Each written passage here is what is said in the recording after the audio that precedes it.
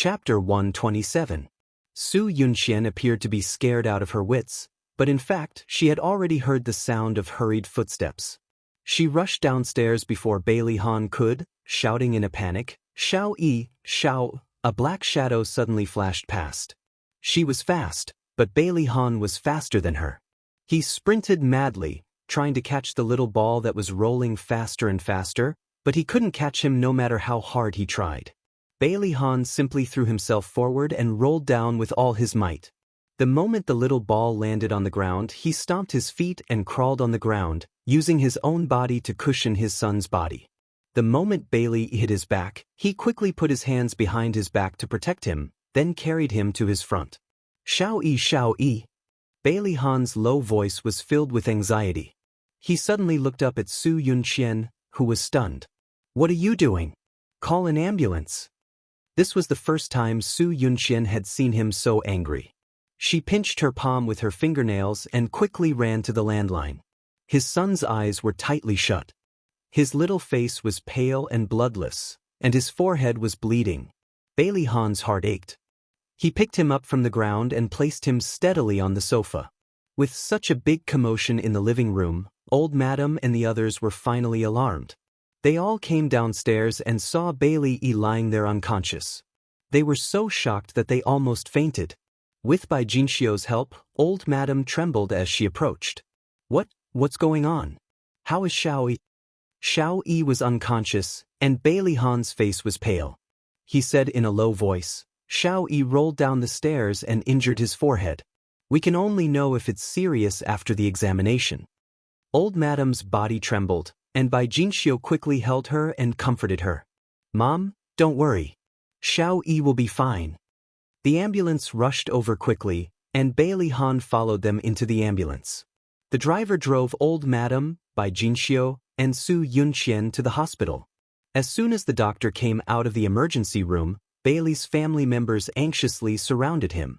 Old Madam asked anxiously, "Doctor, how is Xiao Yi?" "Old Madam, little young master's injury is not serious. It's just a slight concussion. He will wake up soon." "Thank God, thank God." Old Madam clasped her hands together and murmured. Bailey Han's face relaxed. "Doctor, it's been hard on you." "Young master, this is what I should do." After the doctor left, Bailey Yi's family members, of course, Bailey Han, of course. Seeing his son lying quietly on the bed with a pale face and a slight frown on his handsome face, Bailey Han's heart tightened. Old Madam burst into tears and held his little hand. No matter how her family members persuaded her, she insisted on staying by Xiao Yi's side and waiting for him to wake up. Su Yunxian stood by Bailey Yi's bed and comforted him softly at the right time. Bai Jinxiu said warmly, "You and Yunxian should go back and rest first. You will have to work hard tomorrow. Old Madam and I will stay in the hospital tonight." Bailey Han looked at his son and said calmly, "Cancel the wedding first." "What?" Bai Jinxiu's eyes widened in shock. Do you know what you're talking about?" Su Yunxian couldn't believe her ears. She widened her beautiful eyes and looked at Bailey Han, waiting for his explanation. Bailey Han's gaze swept across everyone present calmly, and he said indifferently, "Mom, you didn't hear wrong. I want to cancel the wedding. Yunxian, I'll take you home first." With that, he turned to leave. Su Yunxian grabbed his arm and said in a trembling voice, "Han, why? Why do you want to cancel the wedding? Is it because Xiao Yi is injured?" Bailey Han suddenly turned around and stared at her with his deep and sharp eyes. His thin lips were tightly pursed, as if he was restraining himself. After a long while, he said in a cold voice, "Yes, Xiao Yi is injured. As his father, I can't abandon him at this time." Su Yunxian's grip on his arm gradually tightened. Her beautiful eyes were covered with a layer of mist. She bit her lip and said pitifully, "Han, let's postpone the wedding. Don't cancel it, okay? When Xiao Yi recovers, we'll hold the wedding, okay?"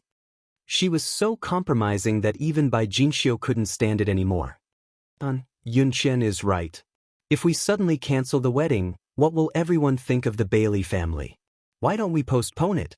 Old Madam Bai also spoke. Why do you want to cancel the wedding?"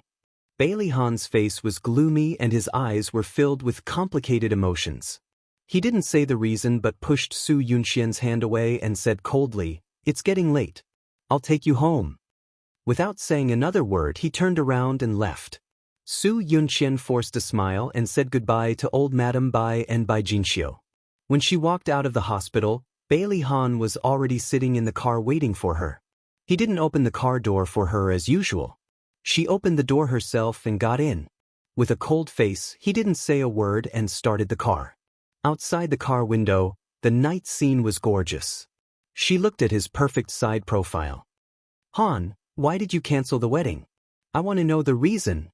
Screech. With the sharp sound of the brakes, Bailey Han suddenly stopped the car by the side of the road.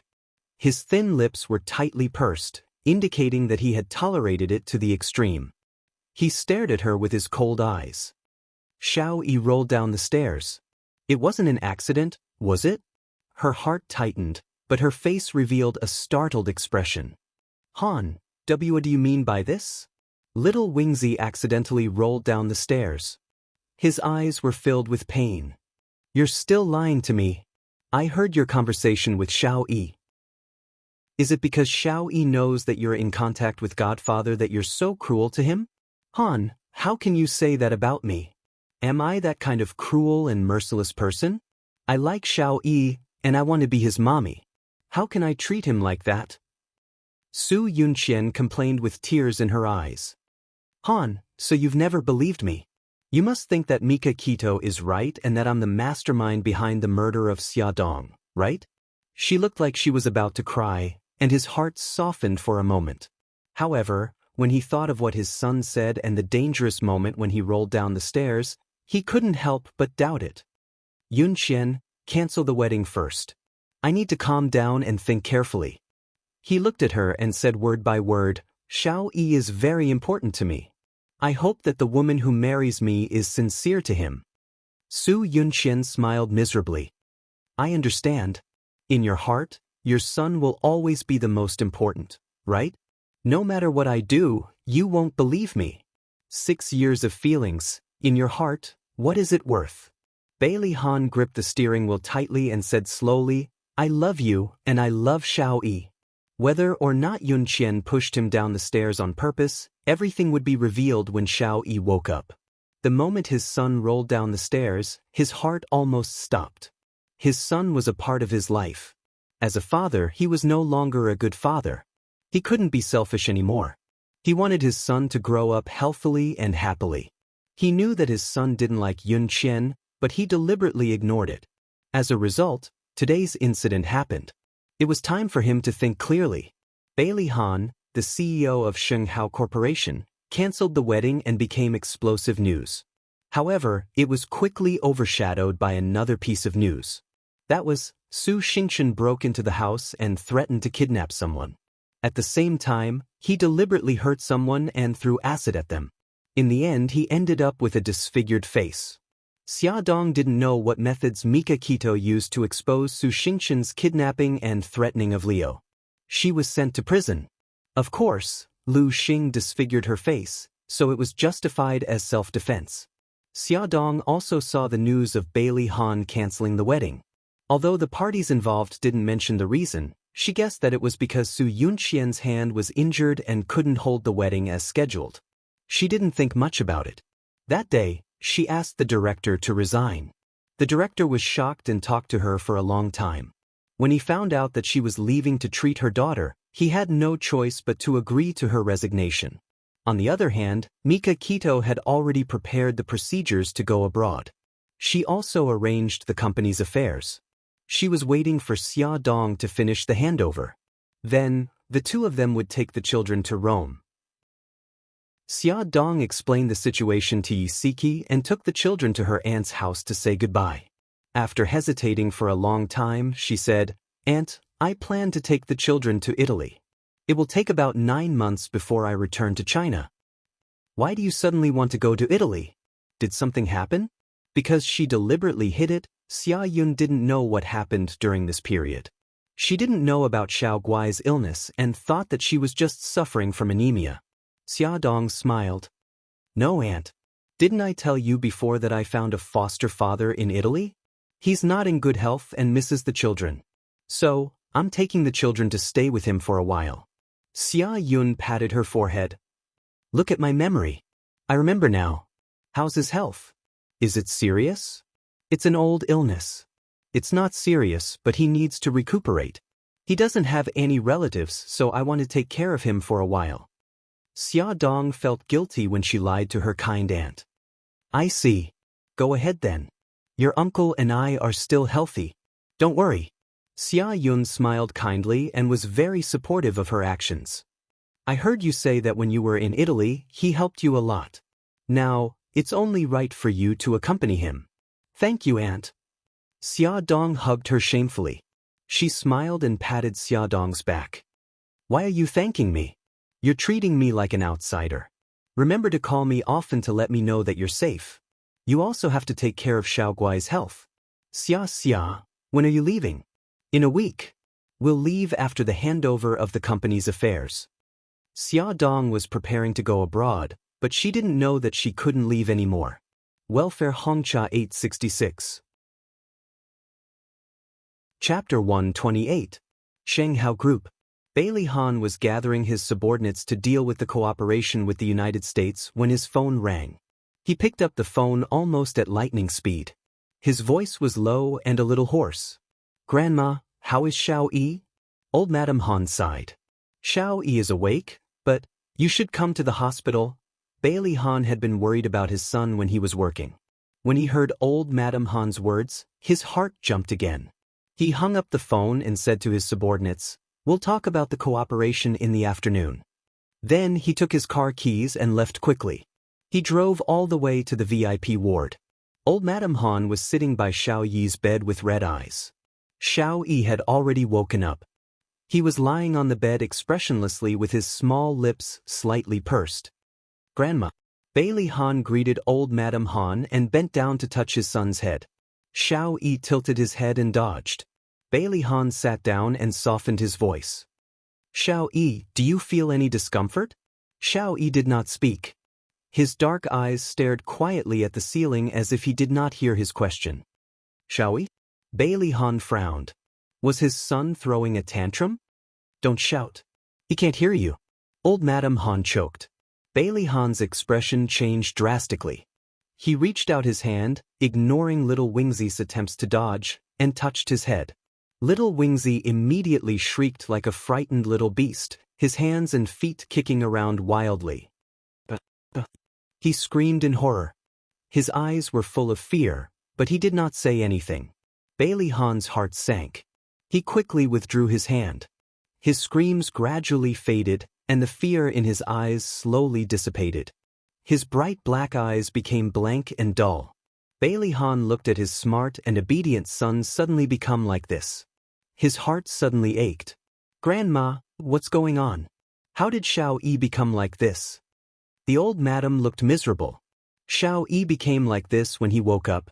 No matter how we called him, he didn't seem to hear us. If we tried to touch him, he would scream and become very emotional. The doctor said that this is a symptom of autism. Bailey Han did not believe that his son would be autistic.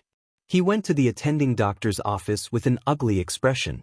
Doctor, my son has always been normal. How did he suddenly become autistic? Mr. Bailey, young master's autism is not caused by hereditary factors. Instead, he suffered a great shock in an accident, which caused the malfunction of his brain cells and affected the function of the brain's nerves to transmit information, which led to autism. Bailey Han's pupils suddenly shrank. Can it be cured? Based on the young master's condition, he is mainly affected by psychological factors. The possibility of recovery is still relatively high. But I suggest that parents don't be too impatient. Relax, get rid of the child's negative emotions, and communicate with him step by step. The doctor talked about a lot of precautions before treatment for autism. Bailey Han listened patiently and asked questions from time to time. In the process of talking with the doctor, his attitude became more positive. He believed that there would be a way to cure his son's autism. But the reality was that Bailey Yi's condition was getting worse and worse. He completely isolated himself in his own world and ignored the people and things around him. He silently did his own things. Sometimes he would draw, sometimes he would play chess with himself, sometimes he would sit in front of the window and stare blankly. Sometimes he would sit there for the whole day. As long as someone wanted to touch him, he would scream like a frightened little beast, baring his fangs and brandishing his claws. With his current condition, there was no way he could go back to school. He didn't even take the final exams. Although Bailey Han canceled the wedding, which had a certain impact on the Bailey family and the Su family, the Bailey family was busy trying to find a way to cure Xiao Yi's illness. They didn't have the time to pay attention to the outside world. The Su family was different. First, there was the scandal of Su Xingqian. Then, the proud daughter of heaven, Su Yunqian and Bailey Han canceled the wedding. Although it wasn't as sad as being abandoned, the inside story was enough for the media to speculate for a long time. The Su family's reputation fell to the bottom. Facing the swarm of media, Su Yunqian was indifferent and elegant. Her goddess-like temperament was vividly displayed. Although everyone was still speculating, their attitude towards her was a lot friendlier. She avoided the media and stepped into the hospital. This was the hospital where Su Xingqian was staying. Because Su Xingqian was splashed with strong acid, 20% of his face was severely burned. It was a third-degree burn. After being detained, he applied for medical parole through his connections. Now, he was still staying in the hospital. When Su Yunqian went to visit him, Xia Zhenxing was by his bedside. He looked a lot older and the hair on his temples was white. As for Su Xingqian, her entire head was wrapped in gauze, only revealing 2 eyes. Because of the burns on her respiratory tract, she couldn't open her mouth to speak. When she saw Su Yunqian appear at the door of the ward, her eyes were like copper bells. Her gaze was like a sharp blade, fiercely glaring at Su Yunqian. She made a gurgling sound from her throat and raised her hands in agitation, as if she wanted to strangle her. Xia Zhenxing quickly grabbed her arm. "Xingqian, don't be agitated. Be careful of your wound." Su Yunqian's eyes flashed with a trace of ridicule. She had a gentle smile on her face. "Uncle, I'm here to see Xingqian. How is she now?" Xia Zhenxing sighed. "Her situation isn't very good. The burns on her skin are very deep. I heard from the doctor that we can only use conservative treatment now. Only when her wound scabs over can we perform skin grafting surgery." Su Yunqian turned her gaze back to Su Xingqian and said gently, "Xingqian, you have to listen to the doctor's words and take care of yourself. You'll get better." Xia Zhenxing said guiltily, "Yunqian, Xingqian treated you so badly, but you still came to see her. I apologize on behalf of Xingqian." Su Yunqian smiled. "Uncle, you're treating me like an outsider. We're family. No matter what Xingqian did, she's still my cousin." Su Xingqian's eyes widened. She wanted to dig a few holes in her body with her gaze. The gurgling sound from her throat also became louder. Su Yunqian held her hand that was grasping in the air and said gently, "Xingqian, I know what you want to say. Don't worry, I've already forgiven you. Don't let your thoughts run wild. Take care of yourself and get better soon." Su Xingqian couldn't care less about the piercing pain on her face. She shook her bandaged head. "Xingqian, don't be so agitated. I'll visit you again in the future." Su Yunqian thoughtfully patted the back of her hand. She stood up and said to Xia Zhenxing, "Uncle, I'll leave first. I won't disturb Xingqian's rest." "Yunqian, thank you for visiting Xingqian. Be careful on your way back." Xia Zhenxing walked her to the door. "Okay, so uncle. You should go back and take care of Xingqian." Walking out of the hospital, Su Yunqian smiled. Han was suspicious of her. He didn't care about her reputation and canceled the wedding. Now, he didn't even take the initiative to contact her. She was extremely depressed. Now that she had visited Su Xingqian, she felt much better. Su Yunqian didn't go back to the company. Now that Han was ignoring her, it was better to start with the old madam. She drove to the old mansion and chatted with the old madam for a while. After confirming that Han didn't tell the old madam what Xiao Yi said, she felt much more at ease. Next, she wanted to check on Xiao Yi. She wanted to see how sick he was and whether he would tell anyone about her. After greeting the old madam, she was led by a servant to Bailey Yi's room. The servant reminded her, "Miss Su, the young master hates being touched. Please don't touch him." Su Yunqian nodded. "I understand. You can leave first." After watching the servant leave, Su Yunqian locked the door and walked in. Bailey Yi sat in the empty art room. His small body was standing in front of the easel. He held a watercolor pen in his hand and painted on the canvas. "Shall we?" Su Yunqian approached him and tried to call his name. He turned a deaf ear and didn't respond at all.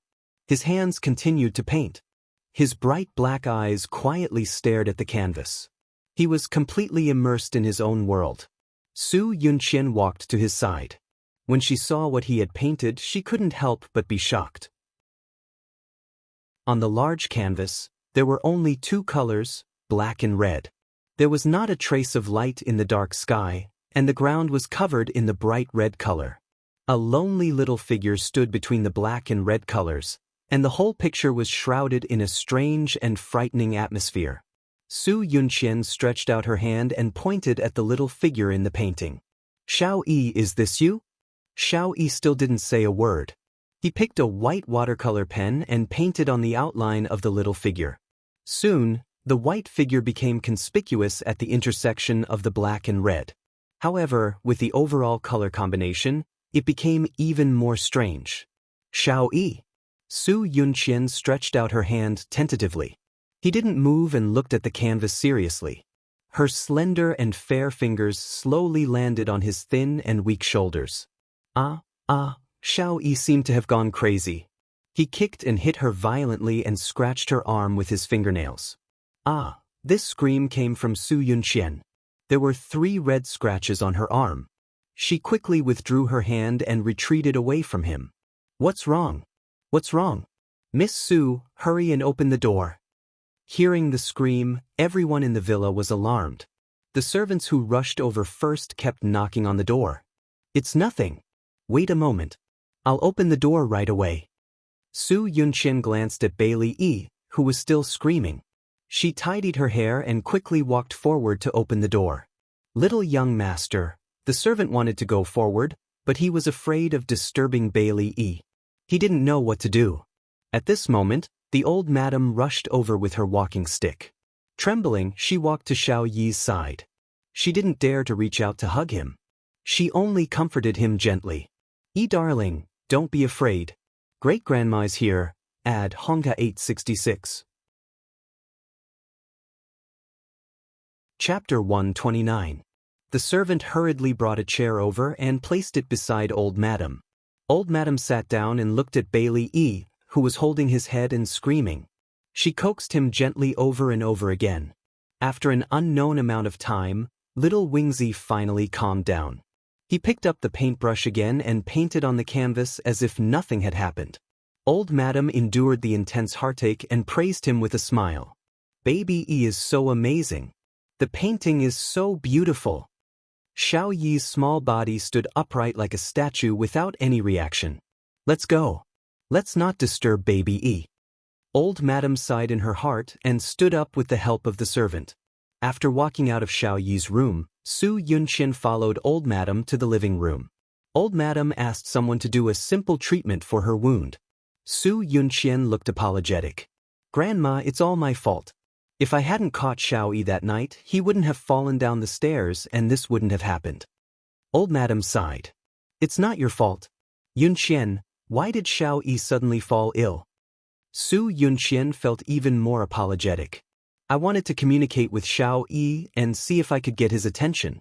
I didn't expect him to suddenly scream when I pointed at the painting and praised him." Old Madam said doubtfully, "Xiao Yi only gets emotional when others touch him. Are you sure you didn't touch him?" "I really didn't. I only touched his painting. I didn't expect it to turn out like this." "Grandma, I'm sorry." Old Madam frowned. "Could it be that Xiao Yi's condition has worsened? What should we do?" Su Yunqian said, "Grandma, I've asked some doctor friends. They said that it's best to send Xiao Yi to a rehabilitation center. They have professional rehabilitation training that will help Xiao Yi." The old madam also understood that this was a good idea, but Xiao Yi's identity was special. She was worried that it would cause unnecessary trouble. After thinking for a while, she said, "Why don't we hire a psychotherapist to treat Xiao-Yi at home?" In the evening, when Bailey Han came back from the company, the old lady told him about her idea. Of course, Bailey Han did not object, but he refused the psychotherapist introduced by Su Yunqian. Before the truth was made clear, he was already on guard against her. After pondering for a moment, he said, "Grandma, don't let Yunqian get close to Xiao-Yi in the future." "Why do you say that?" Old Madam's eyes flashed sharply.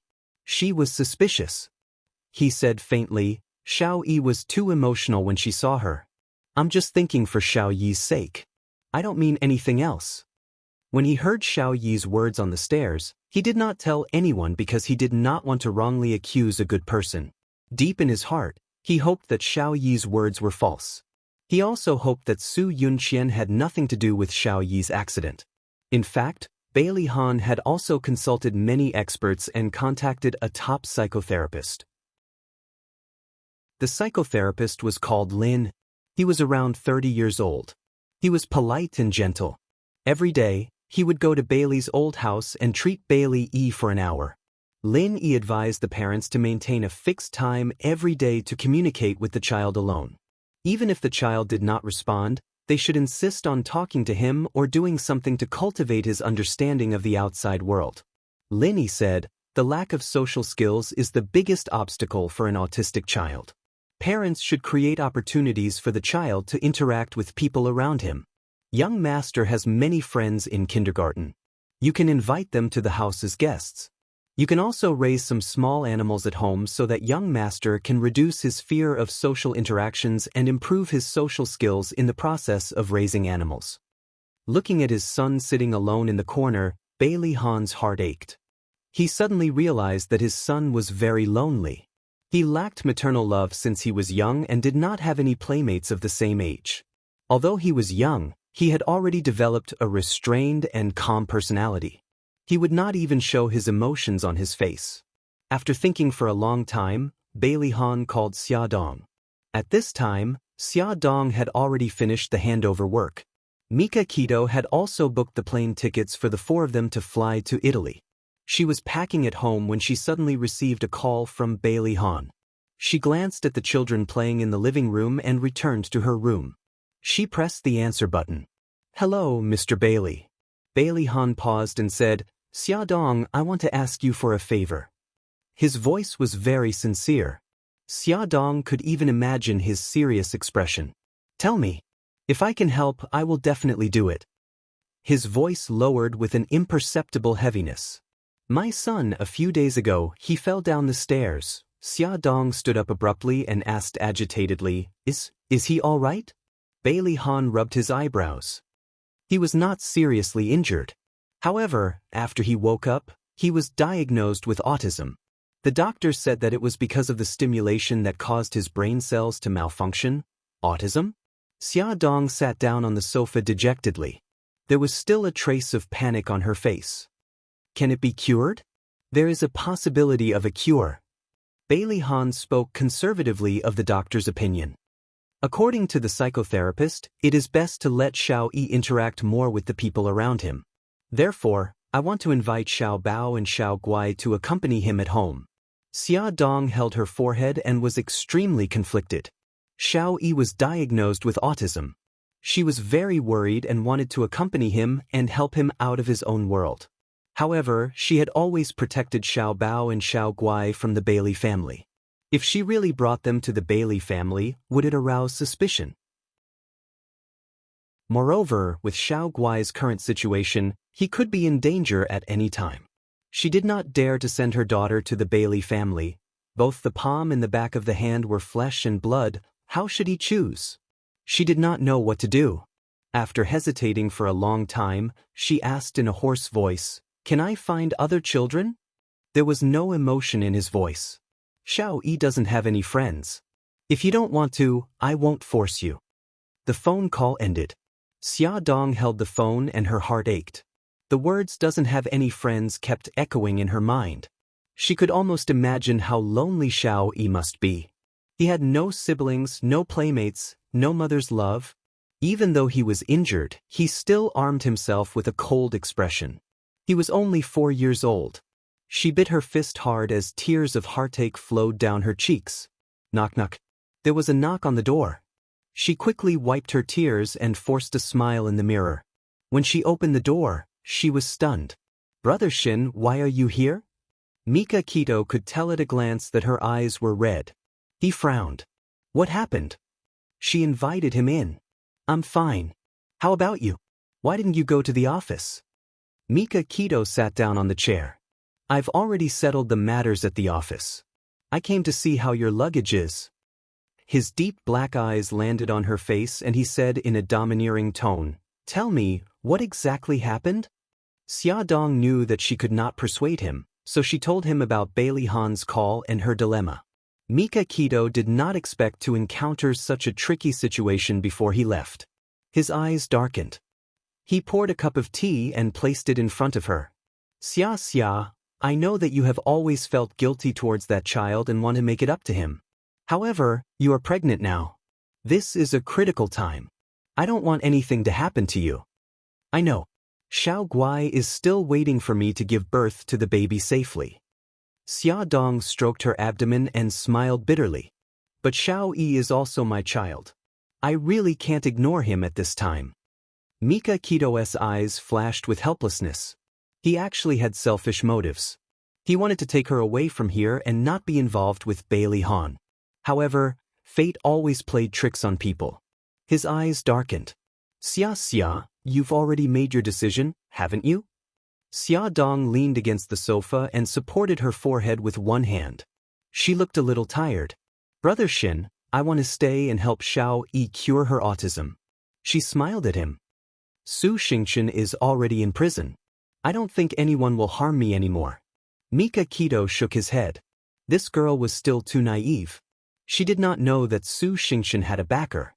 Otherwise, how could she have planned such a big conspiracy by herself?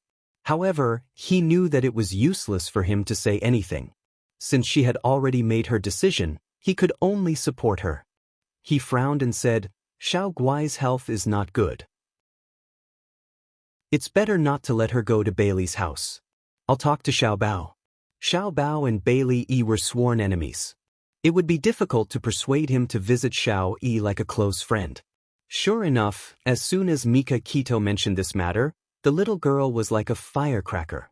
She jumped on the bed unhappily. No. Why should I help him? I want to go to Rome. I want to see God-grandfather. I don't want to stay here. Mom can't stay here either. His mother was always in danger here. He did not want his mother to take risks for that annoying Bailey Yi. Mika Kito rubbed his head.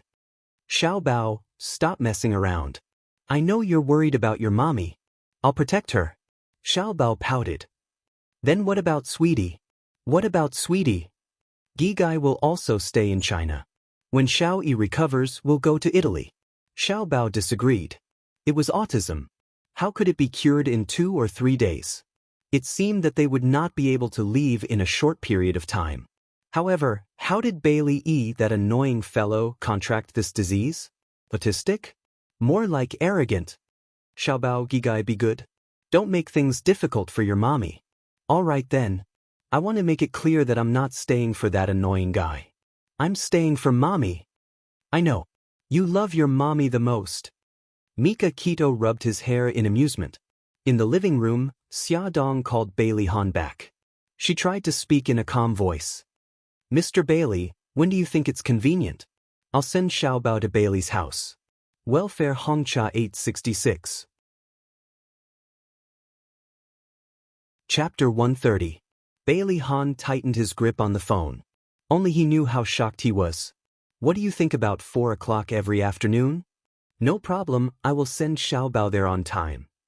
Xia Dong paused and asked nervously, Can I see Xiao Yi? Bailey Han was silent for a few seconds.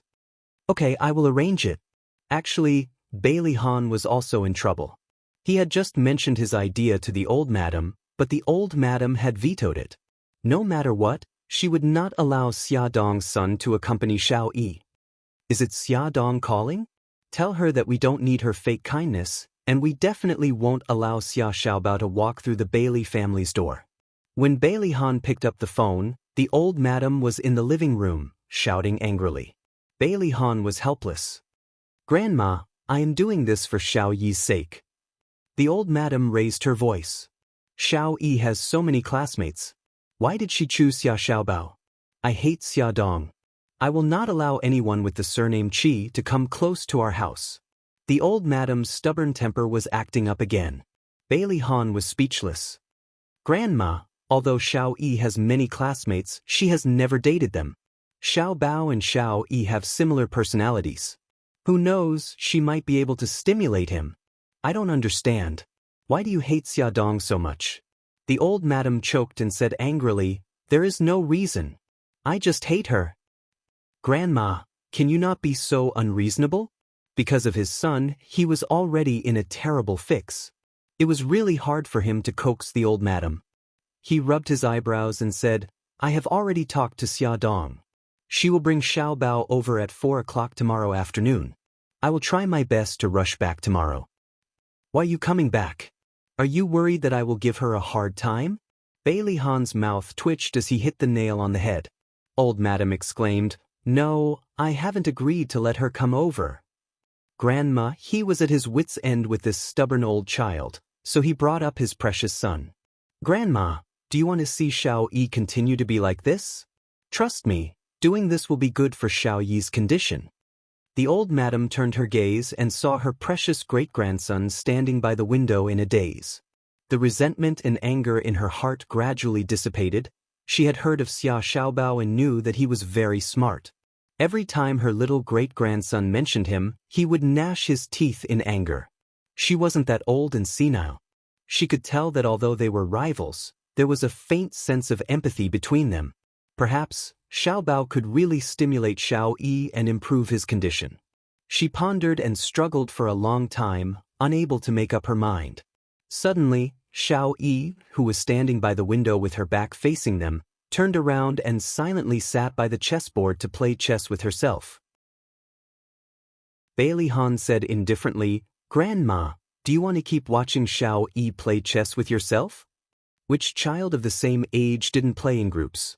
Only Xiao Yi was always alone and didn't have any friends. The old madam closed her eyes and sighed. Forget it. Let them come. However, I have a condition. You can't let Xia Dong see Xiao Yi." If the mother and son met, what if Xia Dong had any ideas? Bailey Han frowned. "I've already promised her." A strange smile appeared on the old madam's lips. "So what if you've agreed? Anyway, the decision is in my hands. Don't worry, I won't embarrass her tomorrow." At 4 o'clock in the afternoon, Xia Dong drove the BMW with Xiao Bao to the old Bailey residence.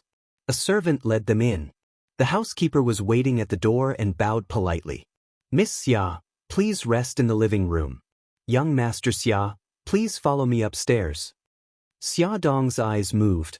"Housekeeper, I want to go upstairs to see young master." The housekeeper looked troubled. "Miss Xia, I'm very sorry.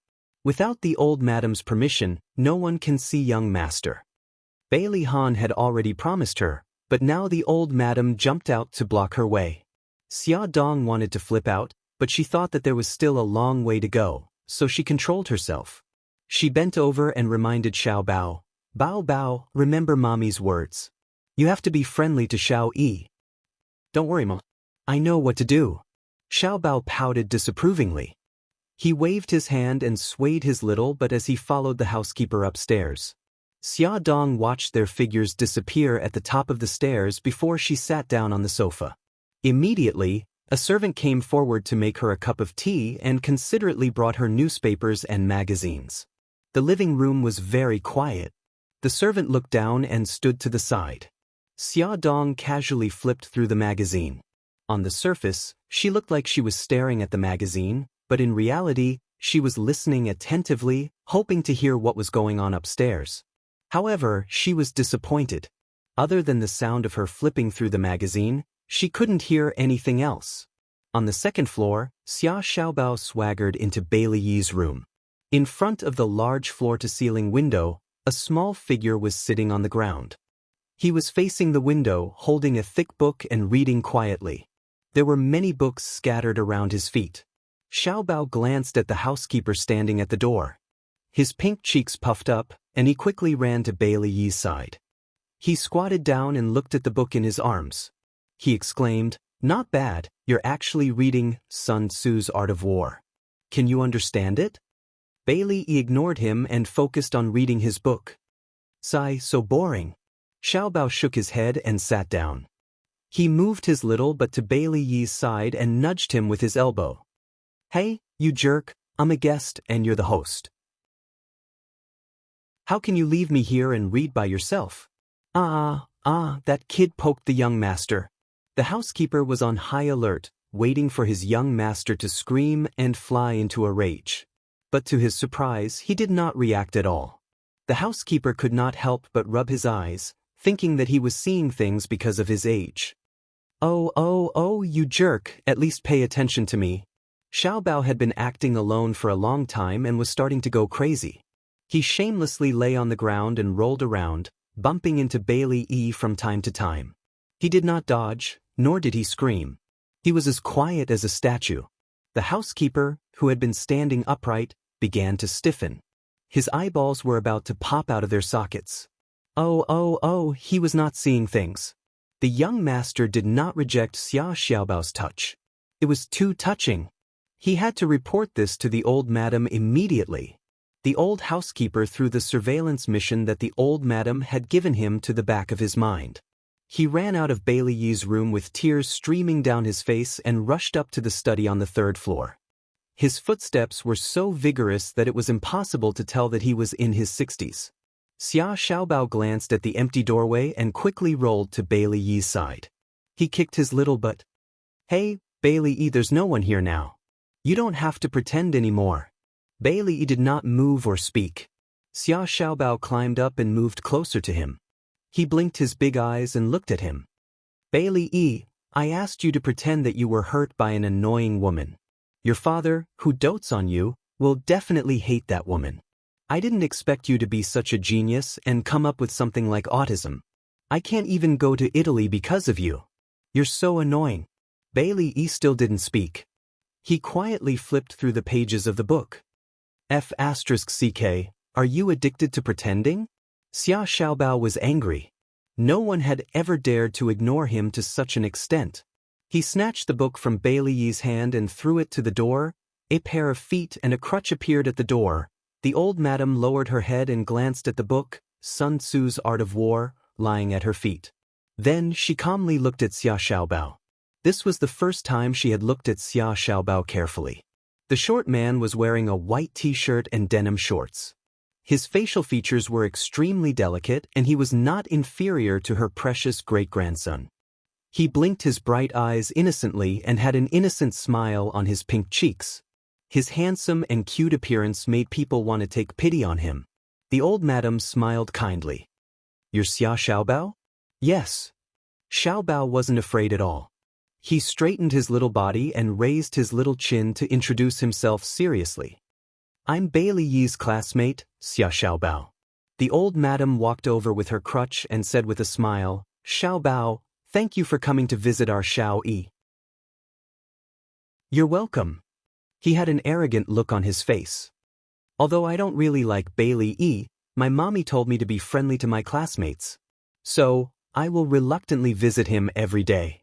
The old housekeeper behind the old madam stumbled and almost fell. He wiped the cold sweat off his forehead. The old madam didn't mind his rude words. In fact, she liked his straightforward personality. She nodded approvingly. "Xiao Bao, you and our Xiao Yi have similar personalities. I think you two will become good friends." Unfortunately, Xiao Bao was Xia Dong's son. She really didn't want to have anything to do with that woman. The old madam's smile gradually faded when she thought of this. She said indifferently, "What game were you playing just now? Why did you throw the book at the door?" Xiao Bao keenly sensed the change in her attitude. He snorted softly and walked over to Bailey Yi. "We were competing to see who could throw the book further. Bailey Yi, don't you think so?" He patted Bailey Yi's shoulder with his small hand. The old madam and the old housekeeper widened their eyes. What a miracle! Xiao Yi really didn't scream or flip out. Although he didn't answer, he didn't reject other people's touch. This was a huge improvement.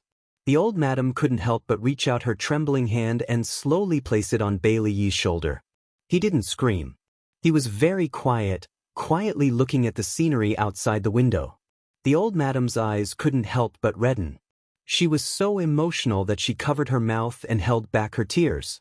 Attention, Song Shu 566. Chapter 131. Old Madame Dowager wanted to hug his soft little body tightly, but she didn't dare and forced herself to hold back. He was looking out of the window with all his attention. She followed his gaze and saw a few pots of flowers blooming on the balcony. There was nothing special about them, but he was looking at them very seriously. Old Madame Dowager had mixed feelings. She was happy and sad at the same time. When she looked at Xia Xiaobao again, her eyes were sincere. Xiaobao, Xiao Yi seems to like you a lot. Come and accompany him every day in the future. If you need anything, just tell Great-Grandma. Great-Grandma will definitely satisfy you. Xia Xiaobao was a little angry. This old grandma wasn't cute at all. She was warm to him one moment and cold to him the next. When she saw that he could be used, she immediately seduced him with benefits. But his mother had told him not to get into a conflict with Bailey's family, so he reluctantly paid attention to her. He blinked and revealed a sweet and innocent smile. There were even 2 cute dimples on his cheeks. Great-Grandma, can I have anything I need? Old Madame Dowager nodded. His smile became even sweeter. I want my mommy to play with us. My mommy knows a lot of games. With her company, Bailey Yi will definitely recover faster. It was so boring to play with just the 2 of them. Also, his mother seemed to want to visit Bailey Yi very much. Although he didn't know why, he was happy as long as his mother was happy. Old Madame Dowager frowned. This, he puffed up his cheeks and said angrily, you can't even agree to such a simple request. Sigh, you adults just like to go back on your words. Old Madame Dowager struggled for a few seconds but still refused. This condition won't do. Xiaobao, change it. Xiaobao waved his little hand impatiently. Forget it, forget it. Adults are so wishy-washy. I'm so annoyed. I'm going back first. He moved closer to Bailey Yi and chuckled. Bailey Yi, I'll be leaving first. I'll come back to see you tomorrow. I'll bring you something fun tomorrow. Regardless of whether Bailey Yi was pretending or not, it was very boring to just sit there all day. He would be kind and save him this time. After all, he was a good person. Xia Xiaobao stroked his chin and smiled proudly. Old Madam, this. The old butler looked at Xia Xiaobao, who was skipping away, with an awkward expression.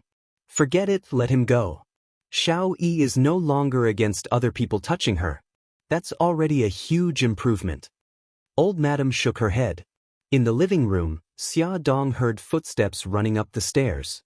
She looked up and saw Xiaobao running over with a smile. She hugged him and wiped the sweat off his forehead. Baby, why are you running so fast? How's Xiao Yi's condition? Is it serious? Xiaobao puffed up his cheeks and thought for a few seconds. It seems quite serious. He didn't pay attention to me from beginning to end. I just kept talking to myself. Xia Dong's body stiffened, and her expression turned ugly. Xiaobao rolled his eyes and said, but I heard from that grandma that his condition is getting better. He didn't scream when I touched him. Xia Dong's frown eased. As long as there was hope for him to get better, it was fine. Holding her son's hand, she walked out of Bailey's house. Xia Dong went to the parking lot to get her car. She saw a Lamborghini drive over and stop in front of her. The car door opened, and a handsome and tall figure stepped out of the car. He was wearing a black shirt with the top 2 buttons unbuttoned, revealing his sexy chest. He wore tight jeans that hugged his enchanting waist and perky butt. He wore a pair of sunglasses that revealed his high nose and thin lips. He swung his beautiful long legs gracefully, and his devilish aura was unstoppable. She hadn't seen Bailey Yun for more than a month. She didn't expect him to be even more devilish than before. Bailey Yun put a finger to his mouth and whistled. A snow-white furry thing suddenly jumped out of the back seat of the Lamborghini. It happily swung its long fur and pounced on Bailey Yun. Alright, stop fooling around. Bailey Yun patted the big dog's head and ruffled it. A handsome man who looked thin and weak walked over gracefully with a big dog that weighed more than 50 kilograms. Xiaobao tugged at Xiaodong's arm. Mom, what kind of creature is that? Xiaodong whispered, Son, that's the legendary Tibetan Mastiff.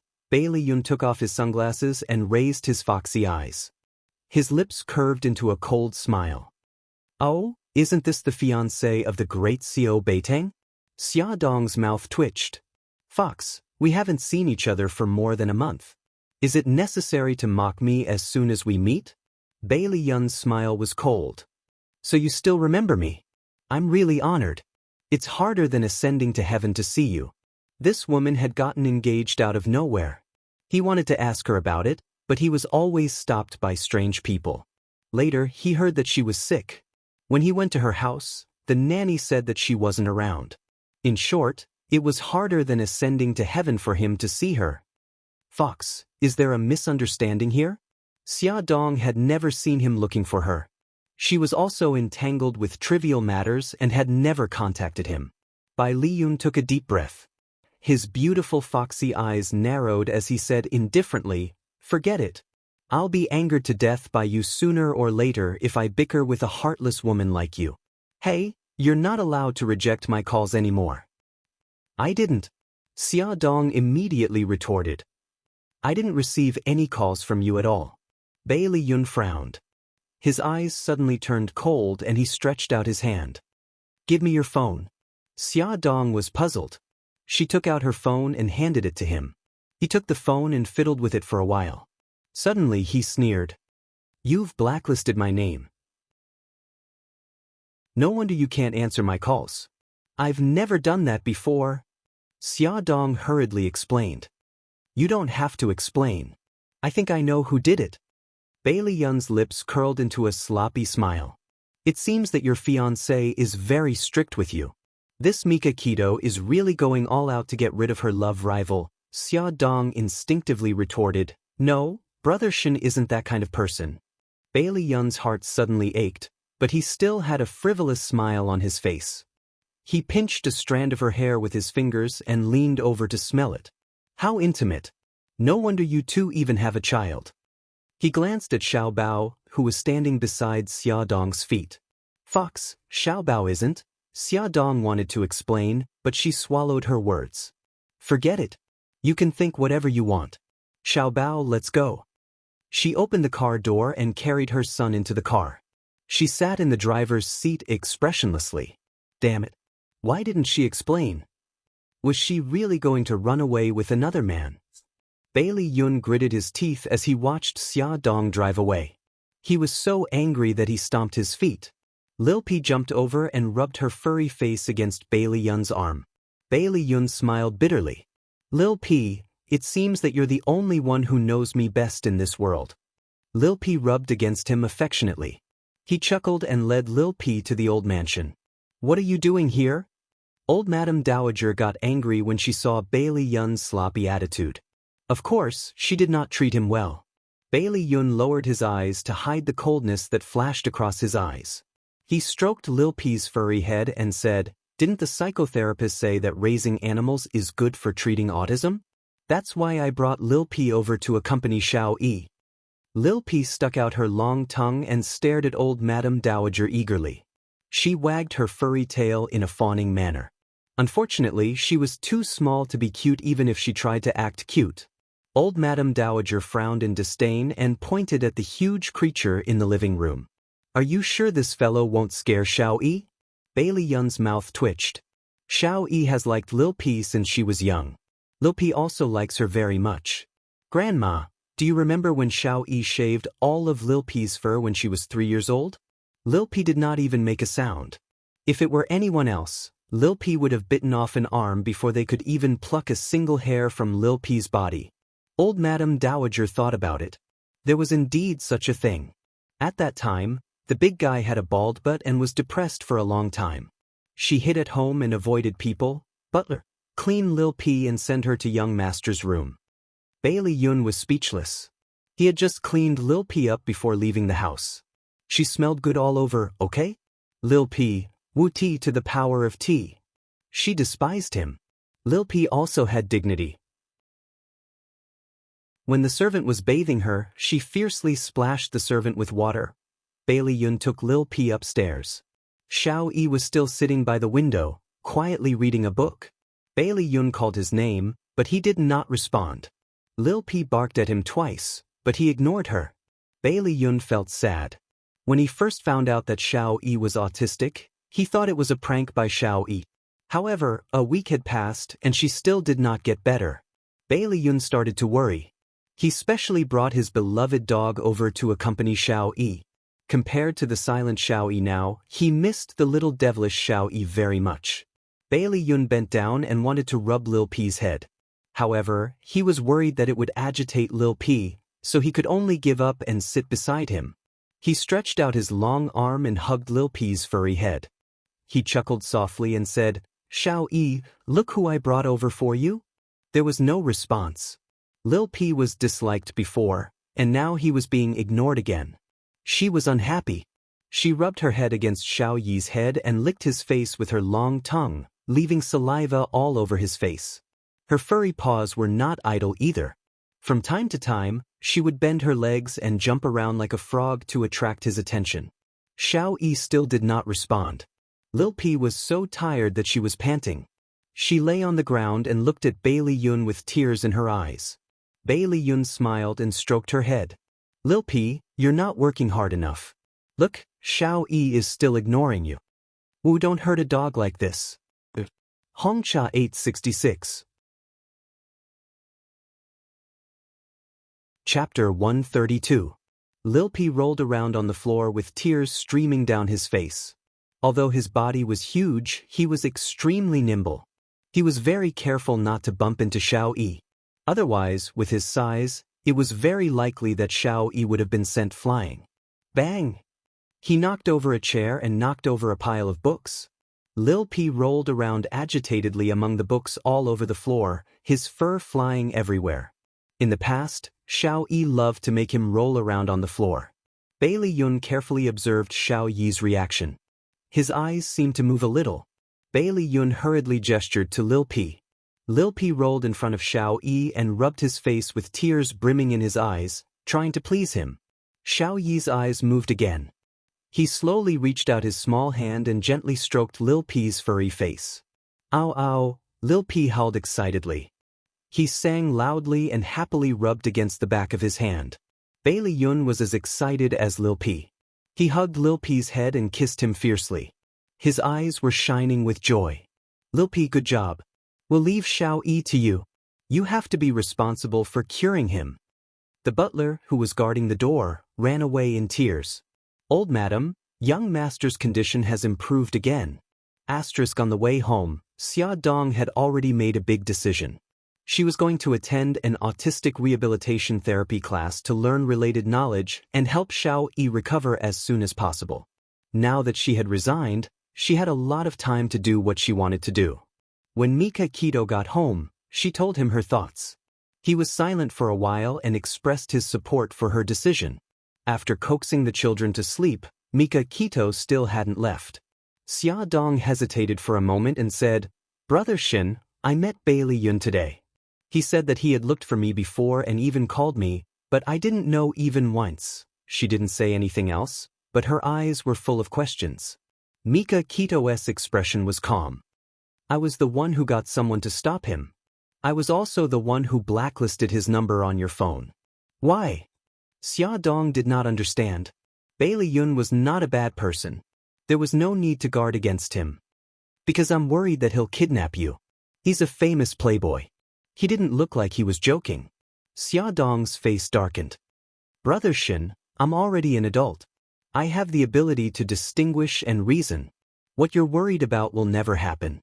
She began to wonder if the sudden disappearance of her admirers back in Japan was also because of him.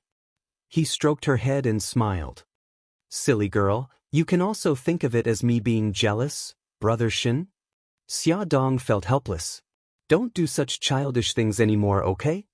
He laughed. "Okay, But you have to promise me that you won't go out alone with Bailey Yun. She was speechless. Bailey Yun is a good person. He won't do anything to me. The smile on his face widened.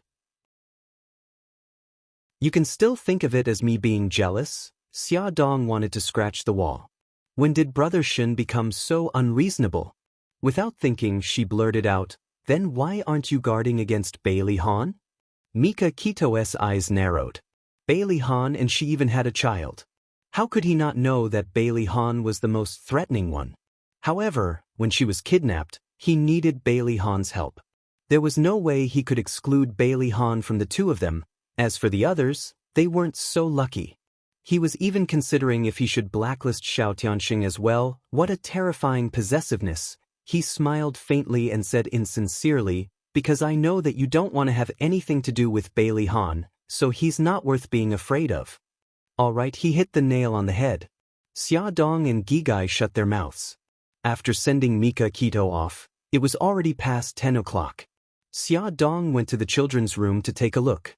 The two little guys were sleeping soundly. She smiled and gently closed the door.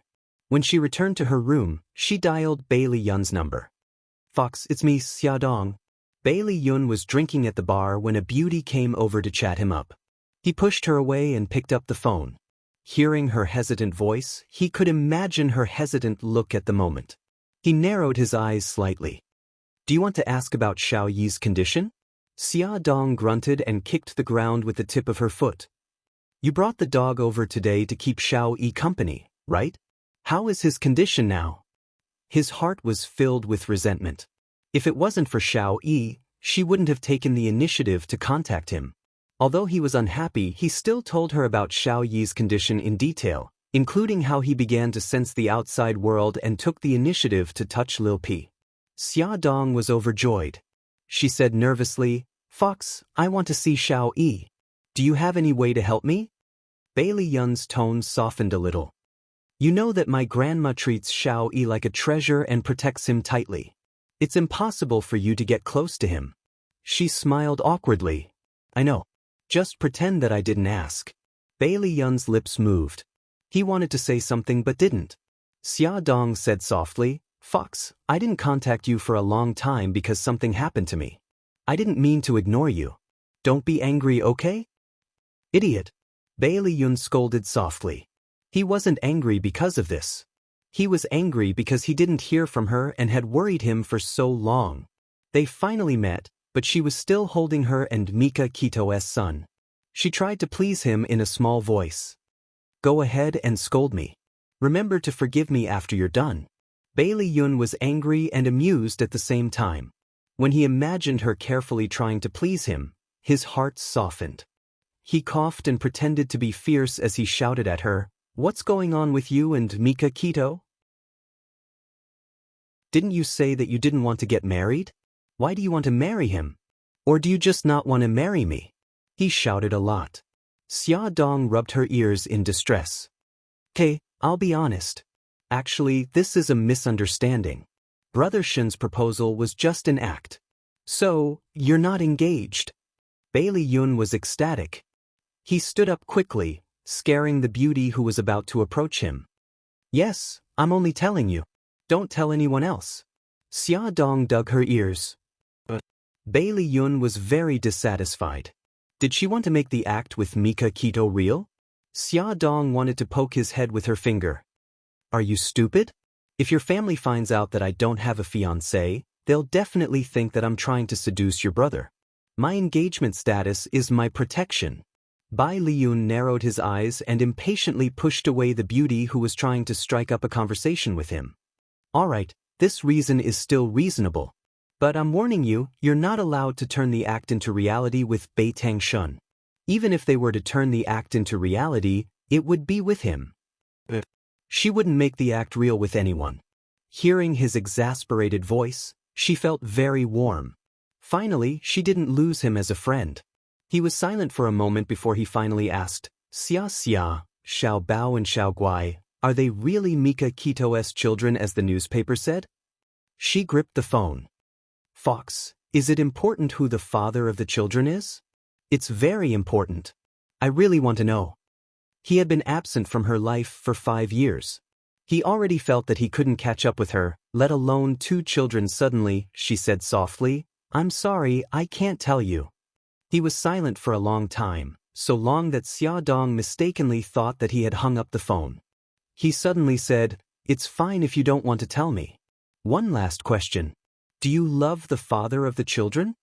She thought about it seriously and said, "No." Bailey Han was very good.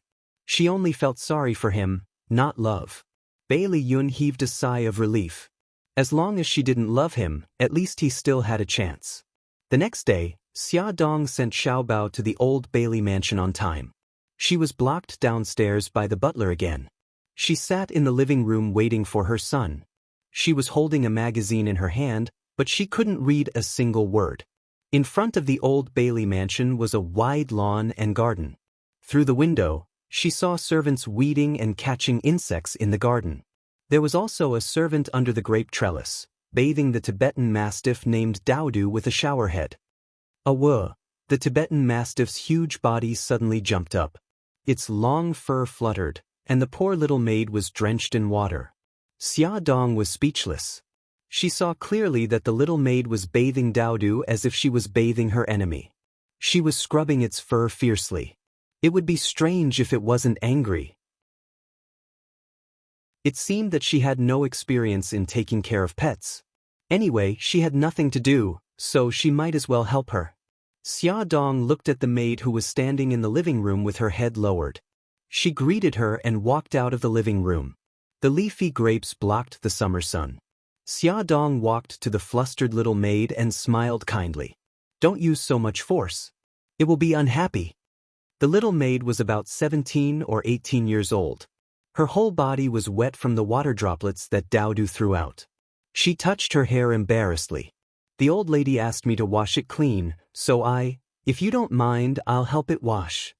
Xia Dong rubbed Daodu's wet head. It didn't show a fierce expression like other Tibetan Mastiffs. Instead, it naturally enjoyed her touch. How can I do that? You are a guest. Miss Xia, you'd better go back to the living room." "It's okay. I have nothing to do anyway. By the way, what's your name?" Xia Dong took the comb on the ground and gently combed Daodu's tangled hair. The little maid smiled shyly. "My name is Yi Lu. Miss Xia, you can call me Xiao Lu." Xia Dong said as she combed Daodu's hair. "Xiao Lu, before bathing the pet, you can use the comb to comb its hair. You can remove the fur balls and hair knots. You can also pick up the dirt on its body." After combing its hair, Xia Dong asked her to take a cotton swab and put it in Daodu's ears to prevent water from flowing into its ears and causing otitis media. You can also apply eye ointment to the eyes to prevent water and infection. Xia Dong used her fingers to gently apply the eye ointment. With every step, she explained the purpose of her actions once more. Yi Lu kept nodding, her face full of admiration. "Miss Xia, you know so much. Have you had a pet before?" Xia Dong poured a special pet bath gel onto her palm, rubbed it into foam, and then applied it on Lil P's body. She smiled and said, "I used to have a schnauzer when I was in Japan, but after I came back to China, I stopped having one." In fact, not only had she bathed dogs, she had also bathed horses. "Wow, that's amazing." The little girl was so innocent. She looked at Xia Dong with admiration. With one teaching and the other learning, the two quickly became familiar with each other. Xia Dong found out a lot about Xiao. She knew that he was a child prodigy like Xiao Bao and was a master of Go at a young age. She knew that he was serious and was like an adult. The only thing that made him look like a child was that he liked to eat sweets. She also knew that he didn't like Su Yunqian and didn't want her to be his mommy. Xiao Lu smiled embarrassedly. "Miss Xia, that's all I know. I just came here not long ago and I've been helping out in the kitchen." Xia Dong smiled. "I know, I'm just curious. Don't worry, I won't tell anyone about this." "Okay." Xiao Lu smiled and nodded. Xia Dong patted the clean Daodu. "Dao, get out of the bathtub and shake the water off your body." Daodu seemed to understand her words and stepped out of the bathtub gracefully. Xia Dong quickly pulled Xiao Lu back to prevent them from being affected by the water that Daodu threw out. In the end, Daodu seemed to be doing it on purpose. It ran to their side and shook the water off. Xia Dong quickly dodged and stepped on the steps. Xiao Lu was also dodging and bumped into her from the front. She lost her balance and fell backwards. "Miss Xia," Xiao Lu hurriedly pulled her. But her hand was still a little short. Seeing that she was about to fall, Xia Dong was already prepared to use her hands to support her abdomen. But the expected fall did not happen. After a series of rapid footsteps, she was supported by a pair of strong arms around her waist. Although it was only 2 steps, suddenly slipping and falling still made her heart beat faster. Xia Dong rested for 2 seconds in the arms of the person who came and quickly stood up straight. "Thank you." She turned to thank him and saw Bailey Han's dark and handsome face. He looked at her coldly. His cold lips were pursed tightly, as if he was angry. She was stunned and at a loss. "Thank you, can you let go of me first?" His hands were still on her waist. As she turned around, their posture was extremely ambiguous. His deep eyes were filled with coldness. "Aren't you pregnant? Why are you so careless?" "I'm sorry," she instinctively apologized, but quickly realized that something was wrong. He had saved her in a critical moment. It was normal for her to thank him. Why did she have to apologize to him? "Young master, it's all my fault. I accidentally bumped into Miss Xia. Please don't blame Miss Xia." Xiao Lu apologized in a panic. Bailey Han did not even look at her. He stared at Xia Dong without blinking. "Have you always made Mika Keto worry like this?" Ad, Shinwu 799. Chapter 133. She was already an adult. Why did she feel so ashamed after being mocked by him? Was she really too worrisome? She lowered her head and refused to look at him. "Please let go of me before you teach me a lesson," Bailey Han snorted coldly. He wanted to strangle this woman who made his heart beat faster. However, he didn't let go. Instead, he forcefully held her waist and brought her to the flat ground before slowly retracting his hand. Xia Dong slowly exhaled. She touched the tip of her nose and smiled. "Why are you back so early today?" As a workaholic, shouldn't he work until 7 or 8 o'clock before coming home? It was only 4 o'clock now. Why was he here? Bailey Han was in a bad mood. Even his tone wasn't good. "This is my home. Do I need to report to you when I come back?" No need, no need. "Young master, you can do whatever you want." Xia Dong wiped her sweat. She must be crazy to ask him such an idiotic question. He was a big boss and could skip work at any time. "What are you waiting for? Why aren't you leaving?" Bailey Han took 2 steps and found that Xia Dong wasn't following him. He frowned impatiently. Xia Dong scratched her head. "Where are we going?" He snorted. "Don't you want to see Xiao Yi?" Oh yes. You agree to let me see him?" A look of surprise quickly appeared in her eyes. He grunted. Although his face was still sour, his mood was much better. Stupid woman, why did she think he came back early? He knew that Grandma wouldn't allow her to visit Xiao Yi, so he came back early to take her to see their son. He kept comforting himself that he wasn't helping her. He just wanted to know why she wanted to see Xiao Yi. They walked one after the other to the old mansion. They didn't know that a pair of clear eyes had already seen this scene. Bailey Yi stood on the balcony like a statue. From this angle, he could see everything that was happening under the grape trellis. "Hey, you annoying fellow, what are you doing on the balcony? Come and look at my puzzle." Xiao Bao was yelling angrily in the room. He was kind enough to bring the jigsaw puzzle along to play with him, but this annoying fellow ignored him. Bailey Yi's small fingers gripped the iron railing tightly. If someone was by his side, they would definitely see the anger in his eyes. "Hey, I'm calling you." Xia Xiaobao swayed his little but as he ran over. He nudged Zhang Ziyan's arm and said proudly, "Most people would take 3 days to complete that puzzle, but I only took half an hour. I'm amazing, right?" As soon as he finished speaking, Xiaobao's body suddenly rushed out and fell to the ground with a bang. He glared at Bailey Yi angrily. "Bailey Yi, how dare you push me? Why did you push me?" Xiao Bao was furious. He was trying to make Zhang Ziyan happy, but Zhang Ziyan pushed him to the ground without any explanation. He really didn't know what was good for him. Xiao Bao got up from the ground angrily. He rolled up his sleeves and rushed up to Bailey Yi with puffed-up cheeks. He pushed Bailey Yi's small chest and shouted angrily, "Tell me, why did you push me?" Bailey Yi looked at him expressionlessly. His gaze was so cold that it didn't seem like a child's. Xiao Bao was stunned for a moment, but he quickly reacted.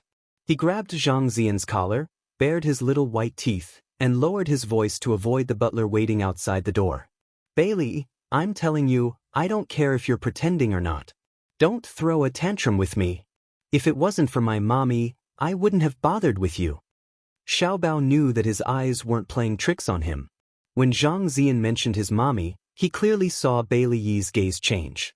It became sharp and angry. The next second, Bailey Yi's hand also grabbed Xiao Bao's collar. The two brats wrestled with each other. Just as they were fighting fiercely, an angry voice came from the door. "What are you doing? Stop it right now." It was Bailey Han's voice. Bailey Yi instinctively let go of his hand, but Xiao Bao was still holding on to his clothes. Xia Dong scolded, "Xiao Bao, let go of him." Xiao Bao then let go of Gigai. The two children's clothes were messy, and they stood in the middle of the room with their faces covered in dirt. The two adults looked at them sternly. Bailey Han stared at his expressionless son. He was angry and helpless. Xia Dong glared at Xiao Bao, exasperated. "Xiao Bao, what's going on? I asked you to play with Xiao Yi, but you started fighting with him." Xiao Bao puffed up his cheeks angrily and glared fiercely at Xiao Yi. "Who told him to push me first? I was just defending myself." Xia Dong choked at his words and said angrily, "Defending yourself? That was revenge. Xiao Yi pushed you, so you had to push him back? Xiao Bao, have you forgotten what mommy told you?" He raised his chin indignantly. "I didn't forget. Mom, who's your son? Why are you siding with someone else's child?" Xia Dong's body froze, and the blood drained from her face. Her face turned pale, and she clenched her fists involuntarily.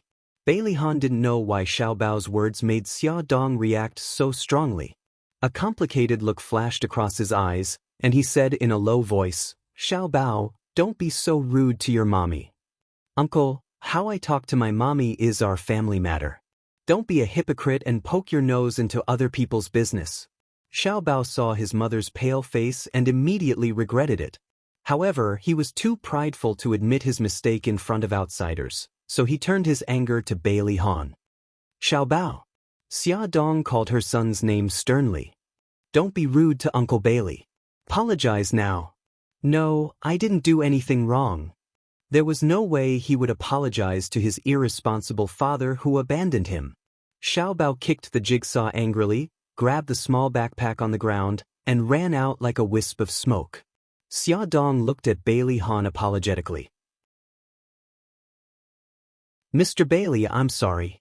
Xiao Bao's temper is too stubborn." She looked at Xiao Yi reluctantly. "I'll leave first. Hurry and see if the young master is hurt anywhere." Bailey Han looked at Xia Dong's back as she chased after Xiao Bao. He raised his eyebrows and thought about her attitude. In front of him, her biological father, she didn't hide her concern for Xiao Yi. Was her motherly love too flowing? Xiao Yi was indifferent to all of this. He quietly tidied up the flower pots that had been kicked over during the fight. Bailey Han walked to his side and squatted down so that he was at eye level with him. He tried his best to soften his voice. "Xiao Yi, let Daddy see if you're hurt." He carefully checked his head and body. After confirming that he wasn't hurt, Bailey Han stroked his hair and said, "Xiao Yi, it's wrong to fight with others. Don't do it again, okay?" Bailey Yi looked down and didn't say anything. Bailey Han moved his lips helplessly. He held his son's thin shoulders and made him look at him. "Xiao Yi, Chief Editor Xia and Xiao Bao are here to help you. Don't be hostile to them." Xiao Yi still didn't respond. Even his eyes were dull. Bailey Han didn't dare to force him. He was worried that it would agitate him, so he took the puzzle pieces that Xia Xiaobao brought over. He pulled his son to sit on the thick carpet and chuckled. "It's been a long time since I played with puzzles. Xiao Yi, play with Daddy, okay?" He took apart the castles that he had pieced together and messed them up. Then he held his son's little hand and led him to find every piece of the puzzle. Gradually, when Bailey Han let go of his hand, Xiao Yi took the initiative to help him find the puzzle pieces. He was ecstatic and praised him at appropriate times. Slowly, he let Xiao Yi solve the puzzle by himself. This time, he didn't get the expected result. The disappointment only lasted for a moment and was replaced by joy. Compared to when he had just returned from the hospital, Xiao Yi had improved a lot. Bailey Han believed that Xiao Yi would recover soon. In the BMW, Xia Dong drove seriously. She didn't even look at Xiao Bao, who was sitting in the front passenger seat. Xiao Bao carefully moved his face closer and said pitifully, "Mommy, don't be angry anymore." As soon as they got in the car, Xiao Bao tried to please Xia Dong, but she didn't look at him. Xia Dong snorted. "You still know that I'm your mommy?" "Of course I know." Finally, his mother paid attention to him. He quickly raised his chubby little hand. "Mommy, I know I was wrong. I won't do it again." Xia Dong raised her eyebrows. "Tell me, what did you do wrong?" He looked bitter. "I shouldn't have fought with my classmates. In the future, when my classmates hit me, I should be magnanimous and bear with it. My biggest mistake was talking back to you, Mommy. I was rude to my elders." Xia Dong's mouth twitched. Was he admitting his mistake, or was he trying to make her angry? "Mommy," Xia Dong's soft voice dragged on. His large eyes kept blinking and there was a fawning smile on his pink cheeks. Xia Dong's heart softened. She reached out and patted his head. She sighed. "Xiao Bao, Mommy knows that you're unhappy that you have to play with Xiao Yi. But Mommy really hopes that you can become friends. Even if you can't become friends, you should at least be friendlier to him, okay?" Her eyes were full of hope. He was unconvinced, but he couldn't bear to disappoint her. He nodded reluctantly and asked sourly, "Mommy, why are you so nice to him?" He was Bailey Han's child with someone else. She smiled. "Xiao Bao, actually Xiao Yi is very pitiful. He didn't have a mommy, friends, or siblings since he was young. Would you be willing to swap places with him?" He shook his head like a rattledrum. "No way." Although he didn't have Daddy's love, he had his mother and Uncle Shin who doted on him. He also had a super cute sister. Oh right, there was also his great-aunt and auntie. There were so many people who loved him. He didn't want to become Bailey Yi. "So, are you willing to treat him better?" Xia Dong guided him patiently. He nodded. His beautiful eyes were as clear as spring water. She ruffled his hair. "Good boy." Awesome novel. Song Shu 566. Chapter 134. The director of Glamour magazine found out from someone that Xia Dong did not go abroad, so he called her and asked her to return to her position as the chief editor. Xia Dong politely declined. She had to take care of Xiao Guai and attend the autistic therapist training. She did not have the energy to devote to her work. She walked the streets and searched for many delicacies, especially desserts. She specially bought different types of desserts for Xiao Bao to bring and share with Xiao Yi. As usual, the housekeeper led Xiao Bao upstairs while Xia Dong sat in the living room. The housekeeper helped Xiao Bao carry an exquisite food container and a bag of toys upstairs. After sending him to his room, the housekeeper closed the door and waited outside. When Xiao Bao entered, Xiao Yi was playing a jigsaw puzzle alone. Xiao Bao chuckled and ran to his side. "I'm not playing jigsaw puzzles today. I brought something new for you." He did not care if Xiao Yi ignored him and dragged the bag of toys over. In the Mickey Mouse pattern pocket, there was a small hemp dartboard. He took the dartboard out of the pocket and said, "Let me tell you, I'm a dartboard expert. Looking at you, you must have never played before. But don't worry, I'll teach you." Xiao Bao patted his chest proudly and ran around the room like a gust of wind. He quickly found a place to set the dartboard and stood on a stool. After setting the dartboard, he casually took out a dart and glanced at Xiao Yi, who was focused on the jigsaw puzzle. "Hey, watch carefully. I'm going to shoot the dartboard." After shouting for a long time, Xiao Yi still ignored him. "Wah, this annoying guy is not cooperating at all." Xiao Bao glared at him angrily and vented his anger on the dartboard. He mustered all his strength and threw the dart in his hand. Swoosh! It hit the bullseye. Xiao Yi looked up at lightning speed and then quickly looked down. Xiao Bao clapped happily. He had not practiced for a long time, but his skills had not deteriorated. He turned around proudly and wanted to show off. Unfortunately, the other party did not even look at him. He shot a few darts and hit the bullseye. Unfortunately, no one appreciated it. Little Treasure scooted over to Little Wingsy's side and sat down. He supported his forehead with one hand and sighed sadly. Why did he have to accompany this taciturn person during the summer vacation? He used his elbow to poke Xiao-Yi, who was working hard. Bailey, I'm curious. Are you pretending? If he was pretending, how could he endure it for so long? If he was in Xiao Bao's shoes, he would not be able to endure it. Bailey, Little Treasure changed his position and lay on the ground looking at him. He propped up his chin with both hands and said with a gossipy expression, "Tell me quickly. Is it an act? By the way, your daddy canceled the wedding. Is that annoying woman very sad and angry?" Unfortunately, I did not get to see her reaction. His pink lips chattered nonstop. Bailey tightened his grip on the platter as if he was trying to restrain himself. Although it was a subtle movement, Xiao Bao still noticed it. Little Treasure suddenly grabbed his finger and laughed mischievously. Do you think I'm long-winded and irritating? Let me tell you, irritating is the right thing to do. As long as you ignore me, I'll kiss you endlessly and annoy you to death. Bailey tried to break free from Xiao Bao's grip but failed. Xiao Bao smiled. He grabbed a dart with his other hand and stuffed it into Xiao Bao's hand. As long as you can hit the dart plate here, I'll shut up and never bother you again. Xiao Bao was a handsome guy who was loved by everyone. He did not want to nag endlessly like a naggy old woman. He had put in so much effort to implement his mother's treatment plan. Bailey's eyes moved as if he was hesitating. Xiao Bao waited quietly. He was not in a hurry. After nearly a minute, Bailey reached out and took the dart. He stood up from the ground and stood up straight.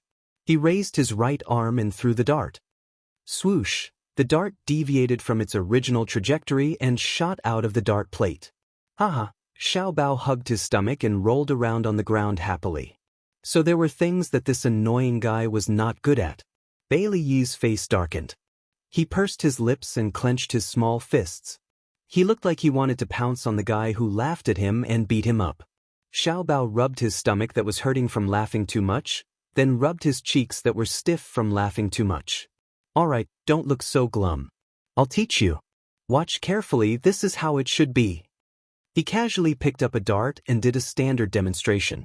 Bailey turned his head away awkwardly and ignored him. Don't be so stingy. It's not like you'll lose anything if you get laughed at. Xiao Bao sighed and frowned. Kids are so troublesome. Bailey's cheek twitched uncontrollably as the side of his face was facing him. In the end, Xiao Bao still could not coax Bailey to learn darts with him. Xiao Bao scratched his head in frustration. He suddenly remembered something and his eyes lit up. He quickly ran to the table and took the food box from it. As soon as he opened the lid of the food box, the aroma of food wafted out. Layer by layer. Like peeling bamboo shoots, Xiao Bao took out the small boxes one by one and placed them on the floor. The fragrant pastries immediately attracted Bailey's attention. Xiao Bao quickly handed him a pair of sanitary chopsticks. Don't be shy. Hurry up and eat. Bailey did not take the chopsticks. Instead, he averted his gaze. Xiao Bao's bright black eyes rolled around. 2 little dimples appeared on his rosy cheeks. He picked up a pastry and took a bite happily. Wow, it's so delicious. It's fragrant and crispy. It's sweet and not greasy. It's so delicious. Bailey swallowed his saliva quietly. Suddenly, his vision blurred. Xiao Bao was already in front of him. He picked up a pastry with his chopsticks and fed it to him. Hurry up and eat. It won't taste good when it's cold. Let me tell you, other than Xiao Guai, no one else has ever received such high treatment before. If you weren't my friend, I wouldn't have fed it to you. Friend? Bailey was stunned. His mouth opened involuntarily. The pastry melted in his mouth. It had the fragrance of roses. It was sweet and soft. It was really delicious. He couldn't help but chew. Xiao Bao smiled brightly and handed him another piece of red date cake. Try this. It's delicious too. Bailey Yi did not refuse and reached out to take it. Xiao Bao beamed and said proudly, "It's delicious, isn't it? My mommy heard that you like sweets and specially went to many places to buy it." Before he could finish his sentence, Bailey Yi threw away the red date cake in his hand and ran to the trash can to spit out the food in his mouth. Finally, he angrily kicked the pastries on the ground and kicked them all over the floor. "Are you crazy? My mommy spent a lot of effort to buy those." Xiao Bao ran over to stop him. However, he seemed to be even crazier. Not only did he kick the pastries, but he also screamed in agitation. Xiao Bao did not dare to go near him. The butler guarding the door heard the commotion and immediately pushed the door open. He said nervously, "Young master, don't be agitated. Take a deep breath." Xiao Bao stared blankly at Bailey. Something flashed through his mind, but he couldn't grasp it. "Young Master Qi, you should come out first." The butler wiped the sweat from his forehead. Xiao Bao glanced at Bailey Yi and walked towards the door. After a few steps, he suddenly turned around. "Bailey Yi, do you hate my mommy?" He finally grasped that little bit of information. It seemed that every time he mentioned his mommy, Bailey Yi would have abnormal emotions. Bailey Yi's screams gradually stopped. Xiao Bao bit his lip and stared at him hatefully. "You really hate my mommy. Let me tell you, my mommy is different from that annoying woman. My mommy is really good to you. Young Master Qi, don't say any more. Let's go downstairs first." The butler was drenched in cold sweat. He was so worried that the young master would lose his temper again. Don't think of everyone as a bad person. My mommy doesn't want to marry your daddy." Xiao Bao huffed. He picked up his little backpack and ran downstairs. That bastard Bailey. He must think that mom helped him to get close to Bailey Han. That's why he hates her. Bailey Yi looked at the food spilled everywhere without any expression on his face. Xia Dong held the hand of a fuming Xiao Bao as they walked out of Bailey's house. "Baby, why are you so unhappy?" Xiao Bao huffed. "It's all Bailey Yi's fault. He threw the food mom bought for you everywhere. He doesn't like you. He thinks you helped him to marry Bailey Han." Xia Dong tightened his grip on his hand. "Is this what little Wingsy said? He's willing to talk?" "Of course not. I guessed it." It wasn't hard to guess his thoughts. No child would want someone else to be their daddy or mommy. Just like Xiao Bao himself, he didn't want another man to be his daddy. Of course, he didn't want Bailey Han to be his daddy either. So, in comparison, Uncle Shen was the most suitable. Xia Dong's mouth twitched. "I think you're overthinking it." The mother and son were walking to the parking lot when a high-class sports car suddenly drove over. Su Yunqian elegantly got out of the car. She smiled faintly. "Xia Dong, I didn't expect to see you here. Did Grandma allow you to enter Bailey's house?" Xia Dong ignored the sarcasm in her words and said calmly, "I'm sorry to disappoint you. Not only did I enter Bailey's house, but I also drank Bailey's tea. By the way, I'll continue to come here." Su Yunqian's exquisite smile froze. "Is that so? Even so, I don't think Grandma will let you see Xiao Yi." Even a rabbit would bite when cornered, let alone Xia Dong, who was stubborn to begin with. The guilt she felt for stealing Xia Dong's child had long disappeared after Xia Dong's repeated provocations. She sneered and said, "Miss Su, before you care about my affairs, why don't you care about your own affairs first? I heard that the reporters want to know why President Bailey canceled the wedding." Beauty novel, Song Shu 566.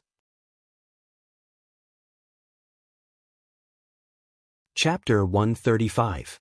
Xia Dong's counterattack had undoubtedly poked at Su Yunqian's sore spot. Her beautiful eyes stared fixedly at Xia Dong, filled with hatred. If it weren't for Xia Dong's existence, she would have long become the mistress of the Bailey family. Damn it, it's all that B***'s fault. She gritted her teeth and squeezed out a smile. "Even if Han and I call off the wedding, don't even think about marrying him.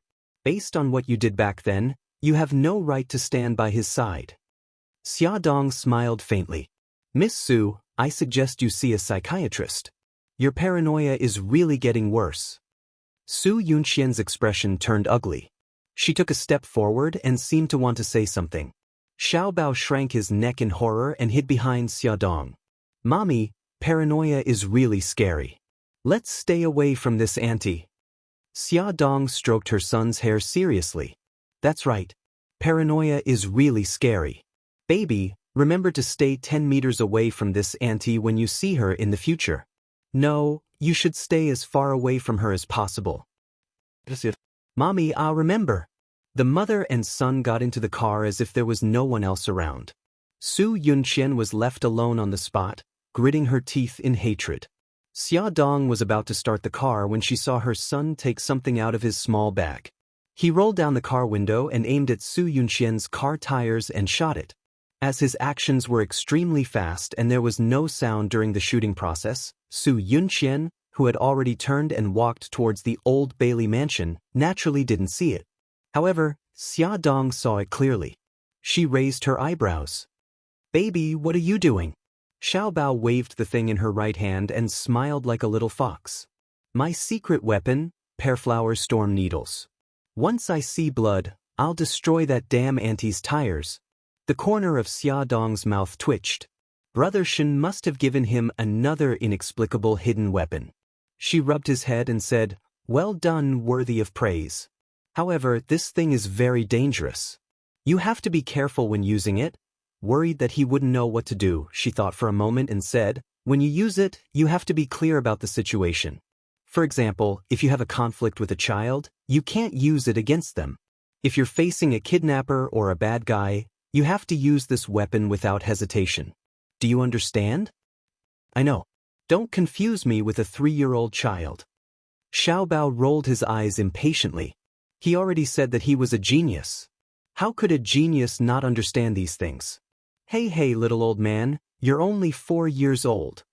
Xia Dong flicked his forehead in annoyance. All right, buckle up. Mommy is going to drive. Su Yunqian was very annoyed by Xia Dong and her son, but when she saw the housekeeper, she still smiled appropriately. Housekeeper, I'm here to see Grandma and Xiao Yi. Is Grandma in? The housekeeper said politely, Miss Su, old madam heard that you're coming and is waiting for you in the study. Okay, thank you. Su Yunqian went straight to the study on the 3rd floor. When she walked into the study, old madam was chatting with old master. The two elders were sitting on a rattan chair and chatting happily. The atmosphere was harmonious. Grandma, Grandpa. Su Yunqian greeted them politely. Yunqian, you're here. Come and sit here. Old madam pointed to the seat beside her and pressed the bell. Soon, a servant came in and served them tea. After chatting for a while, old madam suddenly said, Yunqian, did something happen between you and Ahan? I think he's been a little strange recently. Old madam's words were too tactful. Bailey Han was not only strange, but he completely ignored Su Yunqian as if she was a stranger. Su Yunqian forced a smile, and her eyes revealed a touch of sadness. I think Han is too tired. And something like this happened to Xiao Sai. An's temper has been like this since he was young. He likes to hide everything in his heart. Old madam took her hand and patted it gently. Yunqian, you have to understand him. Don't worry. When Xiao Yi recovers, I'll immediately hold your wedding. It'll definitely be a grand affair. Su Yunqian's eyes reddened with gratitude. Grandma, thank you, old madam rebuked. Let's not be so formal. Tell your parents what I said just now so that they can feel at ease. I know, Grandma. Before I came, my mommy told me to visit you more often. If you need anything, just let me know. Don't be shy. Old madam was very emotional. Your parents are reasonable. Help me thank them. The two chatted for a while.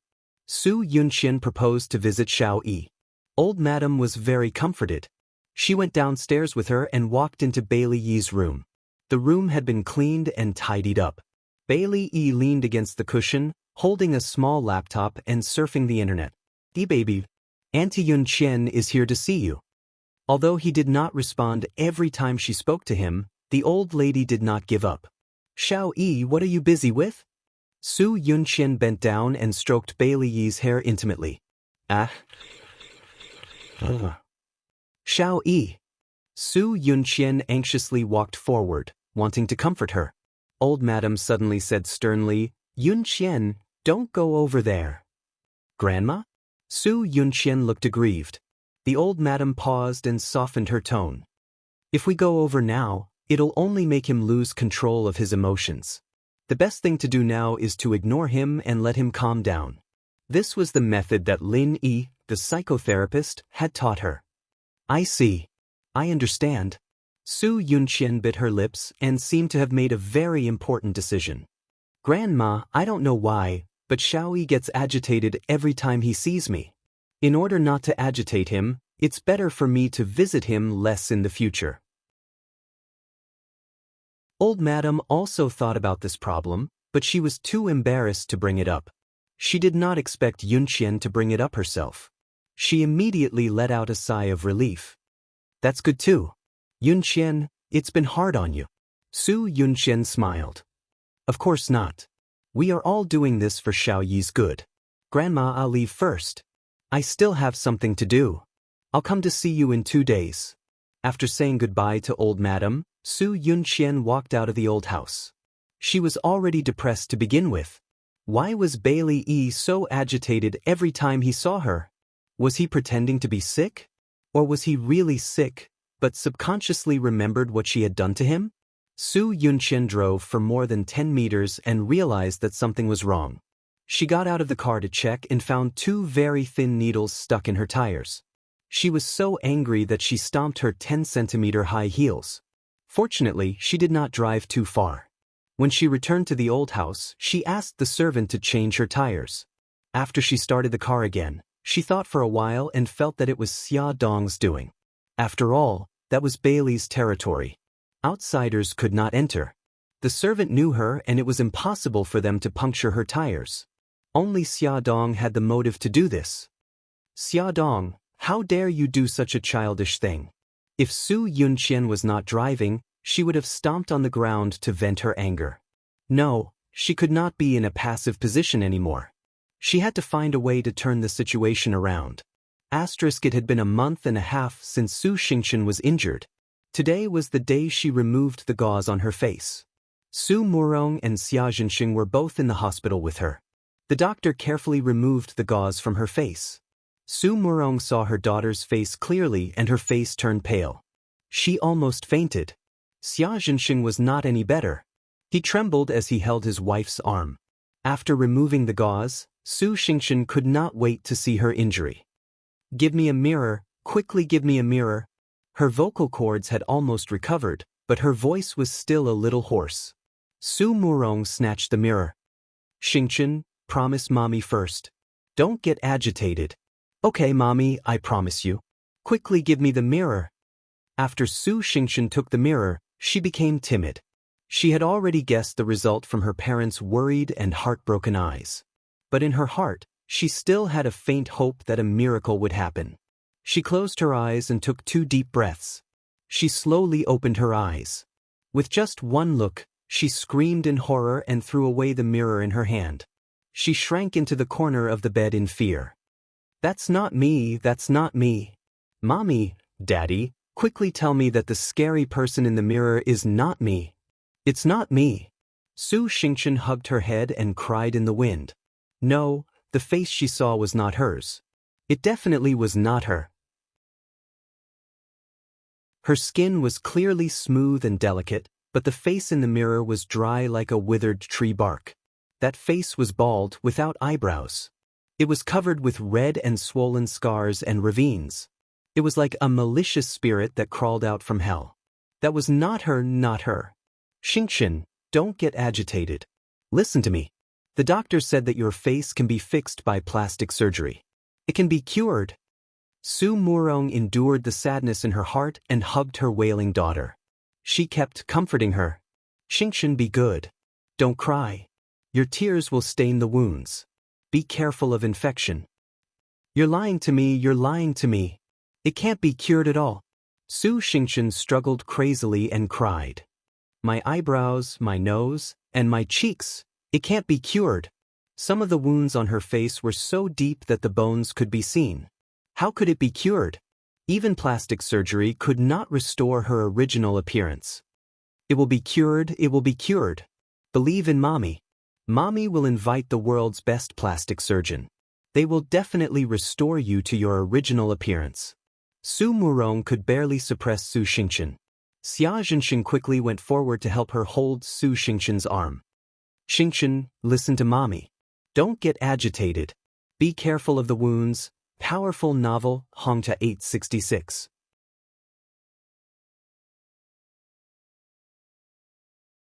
Chapter 136. Su Murong could barely hold Su Xingchen down. Xia Zhenxing hurriedly stepped forward and grabbed Su Xingchen's arm. Xingchen, listen to mommy. Don't be agitated. Be careful of your wounds. Let go of me. Su Xingchen was completely defeated by that nightmarish face. She lost all reason and kept crying. I want my face, I want my face. Xia Dong, Su Yunqian, you two bitches, give me back my face. Su Yunqian just happened to walk in at this time. Su Murong was the first to see her. She smiled apologetically. Yunqian, you're here. Xingchen was agitated and her mind is a little muddled. Don't take it to heart. Su Yunqian put down the fruit basket in her hand. I won't be angry. Su Yunqian, I don't want your fake kindness. Get out now. Su Xingchen's hands were held by Xia Zhenxing and couldn't move. He kicked at Su Yunqian with his legs. Unfortunately, the distance was too far and he couldn't kick her. Xingchen, that's enough. Su Murong couldn't take it anymore and scolded Su Xingchen harshly. Look at yourself. Yunqian is magnanimous and didn't take it to heart that you hurt her. Not only do you not feel guilty at all, you even speak ill of her. Is this what I've been teaching you? Su Xingchen let out a sound as he began to cry. Su Yunqian comforted her gently. Aunt, don't be angry. I don't think Xingchen did it on purpose. She's just in a bad mood. Su Murong looked guilty. Xingchen was the one in the wrong and you're comforting me. Yunqian, you're such a sensible girl. Su Yunqian smiled. Aunt, uncle, Xingchen doesn't want to see me. I'll leave first. I'll come see her when she's in a better mood. Yunqian, thank you for coming to visit Xingchen. Be careful on the way. Xia Zhenxing held onto Su Murong's hand and couldn't let go. Su Murong personally walked her to the door. After Su Yunqian left, Su Xingchen's emotions were still agitated. She kept crying and throwing tantrums. The couple tried to console her for a long time but to no avail. In the end, they could only call for the doctor to inject her with a sedative. After the injection, she fell into a deep sleep. Su Murong sat by the bed, exhausted. Looking at her miserable face, her eyes couldn't help but redden. Xia Zhenxing put his arm around her shoulder. Wife, don't be sad. Let's think of a way to cure our daughter's face. Su Murong pushed his arm away. Xia Zhenxing, how can you be so heartless? The one lying on the bed right now is our only daughter. Why aren't you sad at all? Xia Zhenxing said helplessly, of course I'm sad, but it's useless to be sad. It's better to think of a way to cure Xingchen's face as soon as possible. Su Murong looked at him coldly and said sarcastically, I think you're just trying to distract me because you're afraid that I'll blame you and your ex-wife's daughter. Xia Zhenxing frowned. This wasn't Xia Dong's fault in the first place. If Xingchen hadn't tried to harm Yunqian and Xia with acid, she wouldn't have ended up in this state. So you're saying that Xingchen asked for it and reaped what she sowed? Su Murong raised her eyebrows and glared at Xia Zhenxing. In your eyes, is Xia Dong the only daughter you have? Let me tell you, Xia Zhenxing, Xingchen ended up in this state because of Xia Dong. She wouldn't let this go so easily. Xia Zhenxing saw a flash of viciousness in her eyes and hurriedly explained, Honey, what are you talking about? Ever since we got married, I only have you and Xingchen in my heart. I'm also very sad that Xingchen got hurt. Let's not talk about other things for now. Saving our daughter is more important. He knew that the more he explained, the more Su Murong would hate Xia. Su Murong slowly let out a sigh of relief and calmed down a lot. All right, I'll believe you for now. Xia Zhenxing, don't do anything behind my back. Otherwise, if I find out, I won't let you off. Su Xingchen's face had third-degree burns. Because the acid had flowed down from her forehead to the bridge of her forehead, nose, and chin had the deepest injuries. Even the bridge of her nose was faintly visible and her lips were deformed. Even plastic surgery could only make her face look more normal. Su Murong knew this very well. However, like all mothers, she loved her daughter deeply and hoped for a miracle to happen. She used her connections to ask around for the best plastic surgery hospitals and doctors. Unknowingly, Su Murong woke up on the hospital bed. When she saw her mother by her bedside, she was disheartened and tears welled up in her eyes. Su Murong hurriedly used a cotton swab to carefully dry her tears and comforted her gently. "Xingqian, don't cry. Otherwise, your tears will stain the wound and it'll be easy to get infected." Su Xingqian's voice was hoarse and her eyes were filled with grief. "Mommy, I know that even with plastic surgery, my face won't recover. If I have to face this face, I'd rather die." Su Murong gritted her teeth and scolded, "Su Xingqian, you're not my daughter. I, Su Murong, will never have a daughter as weak as you. Since you're not even afraid of death, why are you afraid of living?" Tears welled up in Su Xingqian's eyes again. What's there to be afraid of in death? Living means facing so many strange gazes and going to jail. It's much more painful than death. Su Murong expected better from Su Xingqian. "Have you forgotten how I taught you? If others respect me, I'll respect them 10 times. If others hurt me, I'll hurt them 10 times. Right now, you're suffering here, but the person who hurt you is free and unfettered. Are you willing to accept this?" Her words indeed stirred up Su Xingqian's motivation to live. Her lifeless eyes slowly regained their luster. Her terrifying face was even scarier because of her hatred. She looked like a demon that had climbed up from hell. With a low and hoarse voice, she said, "No, I'm not willing." Su Murong stroked her hair and her voice was terrifyingly calm. "Since you're not willing, then live well. As long as you're alive, there's hope. Whatever you want, you can still fight for it. If you die, then there's really nothing left." Right? How could she let Su Yunqian and Xia Dong wish for Gigai to die? She had to live on resolutely. Only then would there be a day when she could beat them. Su Yunqian walked out of Su Xingqian's ward. She wasn't in a hurry to leave the hospital. Instead, she went to the door of the gynecology department. Sitting on a bench in the corridor, she quietly observed. Su Yunqian saw many pregnant women accompanied by their husbands. The husbands carefully supported their wives while the wives had sweet smiles on their faces. There were also a few girls who came alone sitting in the waiting area. Their young faces were filled with uneasiness. It was easy to guess their purpose for coming here. A young girl walked out of the gynecology department. Her face was pale as she sat beside Su Yunqian in a daze. She was still holding a checkup report in her hand. Su Yunqian looked up slightly. When she saw the words 7 weeks pregnant written on the report, the corner of her lips curled up imperceptibly. She said softly, "Little girl, let's make a deal." The girl looked up in astonishment. Her clear eyes were filled with confusion. "What deal?" Su Yunqian smiled. "You don't want the child in your stomach, right? I'll help you get rid of it. I promise that no one will know. The price you'll pay is just the checkup report in your hand." The girl was stunned for a while before she reacted. She muttered, "What do you want the checkup report for?" Su Yunqian said lightly, "That's my problem. You just have to tell me, are you willing or not?" The girl bit her lip. "Are you sure you won't let anyone know?" "I'm sure. I don't have money. I'll pay for the surgery. I'll also give you 10,000 yuan for nutrition. I only have one condition." Su Yunqian stared into her eyes.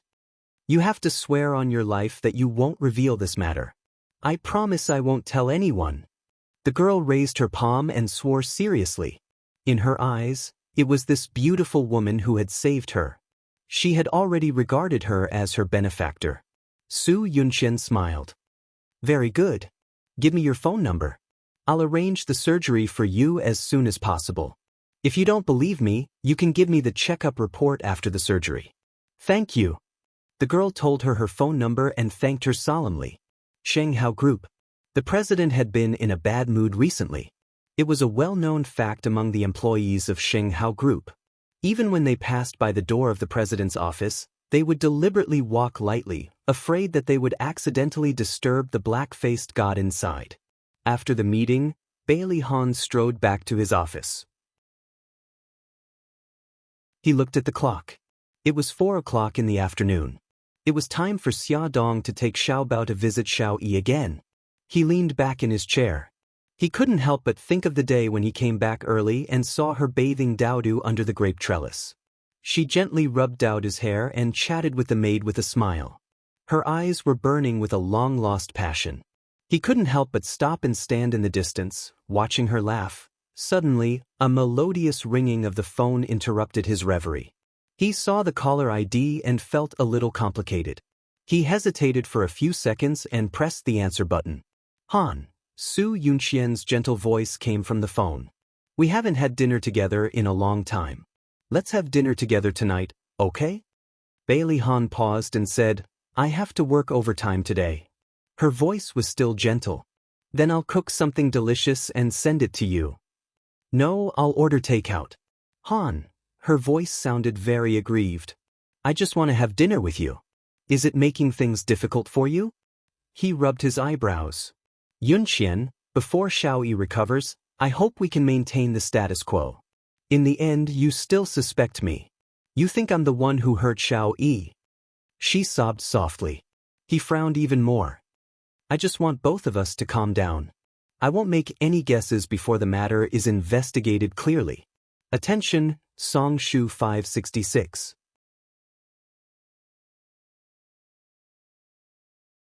Chapter 137. His frown deepened. I just want both of us to calm down. I won't make any guesses before I get to the bottom of the matter. She saw through his lies. You've already sentenced me, yet you refuse to see me. You don't take the initiative to contact me. You don't care about me. This is all because you've already determined that I'm the one who harmed little Wingzy. Han, don't you think this is too unfair to me? You've only heard one sentence from Xiao Yi, yet you've already determined that I'm guilty. Have you ever thought that there might be a misunderstanding? Bailey Han rationally felt that Su Yunxian was suspicious, but emotionally he hoped that she was innocent. He was conflicted, so he chose to distance himself from her to deal with this matter calmly. No matter what she said, he coldly rejected her request. After ending the call, Su Yunxian angrily threw her coffee cup on the floor. After her anger subsided, she began to plan her next move. No matter what, she had to see Bailey Han. Ever since she decided to go to Italy, Xia Dong fired the nanny. Now, she was idle at home and did not hire a nanny. She cleaned the house herself and took care of the children. After breakfast in the morning, she cleaned the house and dragged the two lazy bums to the garden for a walk. After resting for a while, she taught Xiao Guai how to read and write. Then, she brought the two of them to her aunt's house and asked her to take care of them. She went out shopping for food and prepared afternoon tea and snacks for Xiao Bao and Xiao Yi's daily meeting at 4 o'clock. After returning from Bailey's house and having dinner, she rushed to the autism rehabilitation class. Her schedule was very tight every day. In order to take care of the children, she almost gave up all entertainment and social activities. Even if Mika Kito wanted to see her, she could only see her after 9 o'clock in the evening. Mika Kito felt that she was working too hard and wanted to hire a nanny for her, but she refused. Her reason was that she did not have a job and would feel uncomfortable if she was idle. Today, Xia Dong had to go shopping again. Xiao Bao volunteered to go with her. Xiao Guai was naturally unwilling to be left behind. Mommy, I want to go too. I can help you pick out desserts for Brother Yi. Xia Dong pinched her delicate nose in amusement. What do you know how to pick? There are a lot of people on the streets, and it's very hot. It's not fun at all. Xiao Guai, don't go, okay? No, her daughter shook her arm and looked at her pitifully with watery eyes. Mommy, I haven't played outside in a long time. Let me go, but the weather is very hot now. Mommy is afraid that you will get sunburned. The sun in late July was very scorching. Mommy, wait for me. She ran into her room like a wisp of smoke. After fiddling around for a while, she ran out with a pink hat and said with a grin, Mommy, look. It's not hot anymore after I put on the hat. Gigai, be good. There are a lot of people on the streets, so it's better if you don't go. Come to Grandaunt's house to play, okay? Xiao Guai blinked her big watery eyes. Mommy, if you don't want me to go out to play, then take me to Brother Yi's house, okay? Xia Dong was in a difficult position. Xiao Bao puffed out her small chest. Mom, let Gigai come with me to Bailey's house. I will take good care of her. I will definitely not let Bailey Yi bully her. Also, didn't you want us to be friends with Bailey Yi? With Xiao Guai, Bailey Yi will have another friend. The little guy was calculating in his heart. It was very boring to be alone with Bailey Yi. With Xiao Guai, it would definitely be more interesting. Xiao Guai threw herself onto Xia Dong's leg and rubbed against it. That's right, Mommy. I also want to be friends with Brother Yi.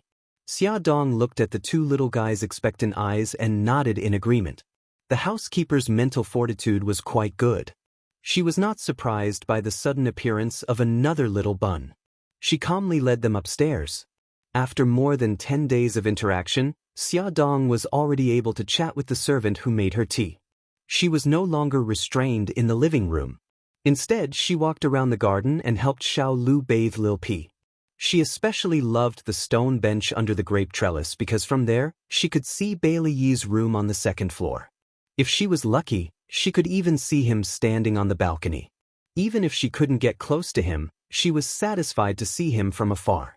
She sat under the grape trellis again. On the surface, she appeared to be enjoying the cool air, but in reality, she was secretly observing Bailey Yi's room. Unfortunately, Xiao Yi wasn't on the balcony today. The large floor-to-ceiling window had its curtains drawn, so she couldn't see the situation inside. At this moment, Bailey Yi was playing Go with himself. From time to time, he would turn his head to look at the clock on the table. When he saw the hour hand pointing to 4, a strange light flashed across his eyes. There was a knock on the door. He lowered his head and looked seriously at the chessboard. Young Master Qi and Miss Xia are here to visit you today. After the housekeeper said this, she left the room. Bailey Yi didn't look up. Brother Yi, do you still remember me? I'm Gigai. Xiao Guai let go of Xiao Bao's hand and carefully walked to Bailey Yi's side. Bailey Yi still didn't look up. Xiao Bao said sourly, Gigai, you promised me that you wouldn't call him brother. You've forgotten again. I'm sorry. Xiao Guai stuck out her tongue cutely. She always seemed to forget things. She propped up her little head with her meaty arms and leaned against Bailey Yi's table. She asked curiously, Bailey Yi, don't you find it boring to play with yourself?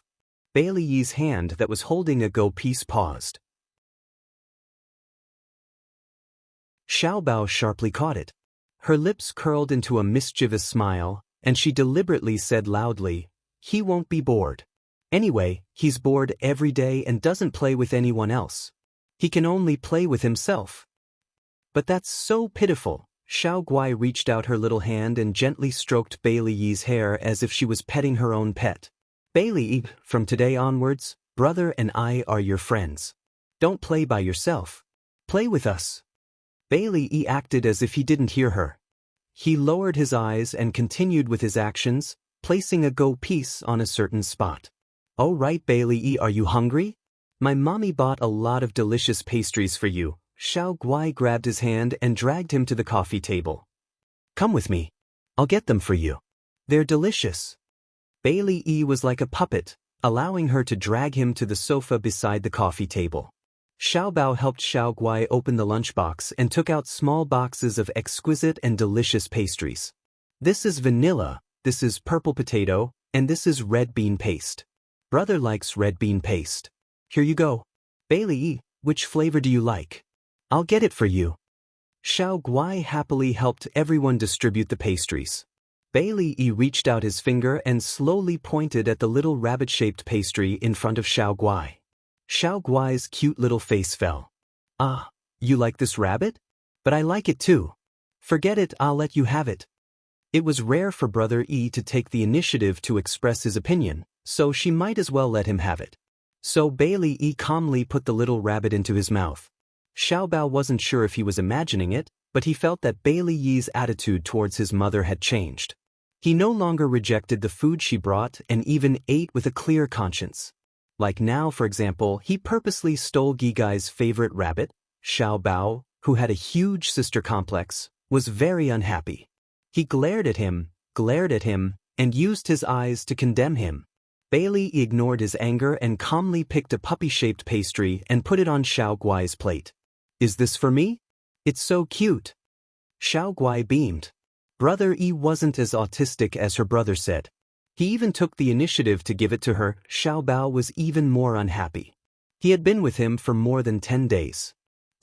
He didn't even look at him, let alone take the initiative to give him something. What a perverted guy, Xiao Bao cursed in his heart. Suddenly, a hand appeared in front of him. A black guy that looked like a panda landed on his plate. At least you have some conscience." Xiao Bao didn't hold back. He picked up the panda pastry and took a bite. The next second he spat it into the trash can. "Damn it, of all things, you chose the peanut butter one."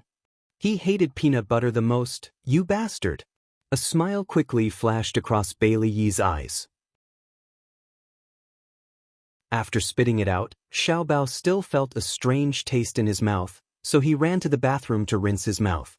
The bathroom was next to the door, and the door wasn't locked. It was just ajar, so when Xiao Bao came out of the bathroom, he happened to hear someone talking to the housekeeper outside the door. "Housekeeper, Mrs. Su called just now.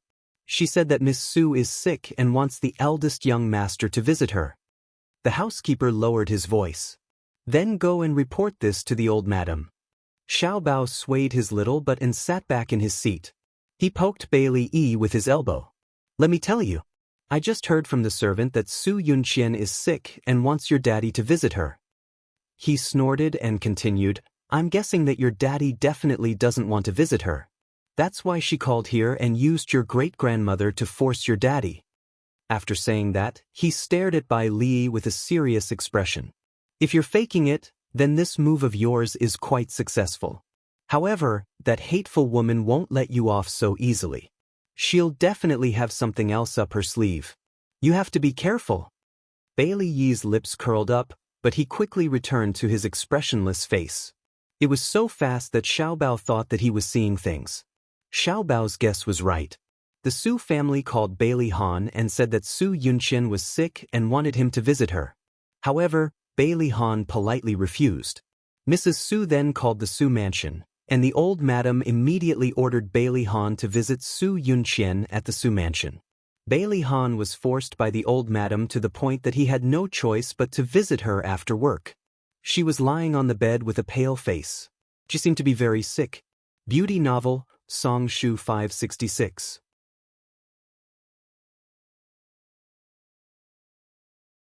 Chapter 138. Bailey Han glanced at the bowl of porridge beside the bed. The porridge inside had not been touched at all. He frowned slightly. "How can you not eat? What do you want to eat? I'll get someone to make it for you." Su Yunqian leaned against the headboard with a pillow behind her back. She shook her head delicately. "No, I don't have an appetite." Mrs. Su came in with Bailey Han. After hearing her daughter's words, she immediately became anxious. "How can you do that? Yunqian, you haven't eaten anything for a whole day." "Mommy, I really don't have an appetite."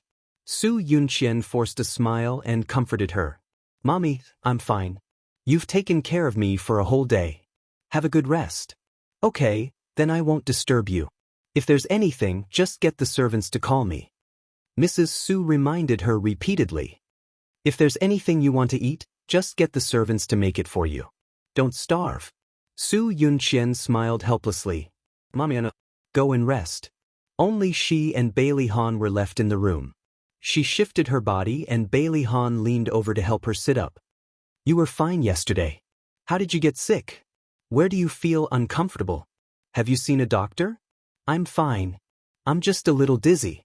The smell of oil makes me feel a little nauseous. Maybe my stomach isn't too good."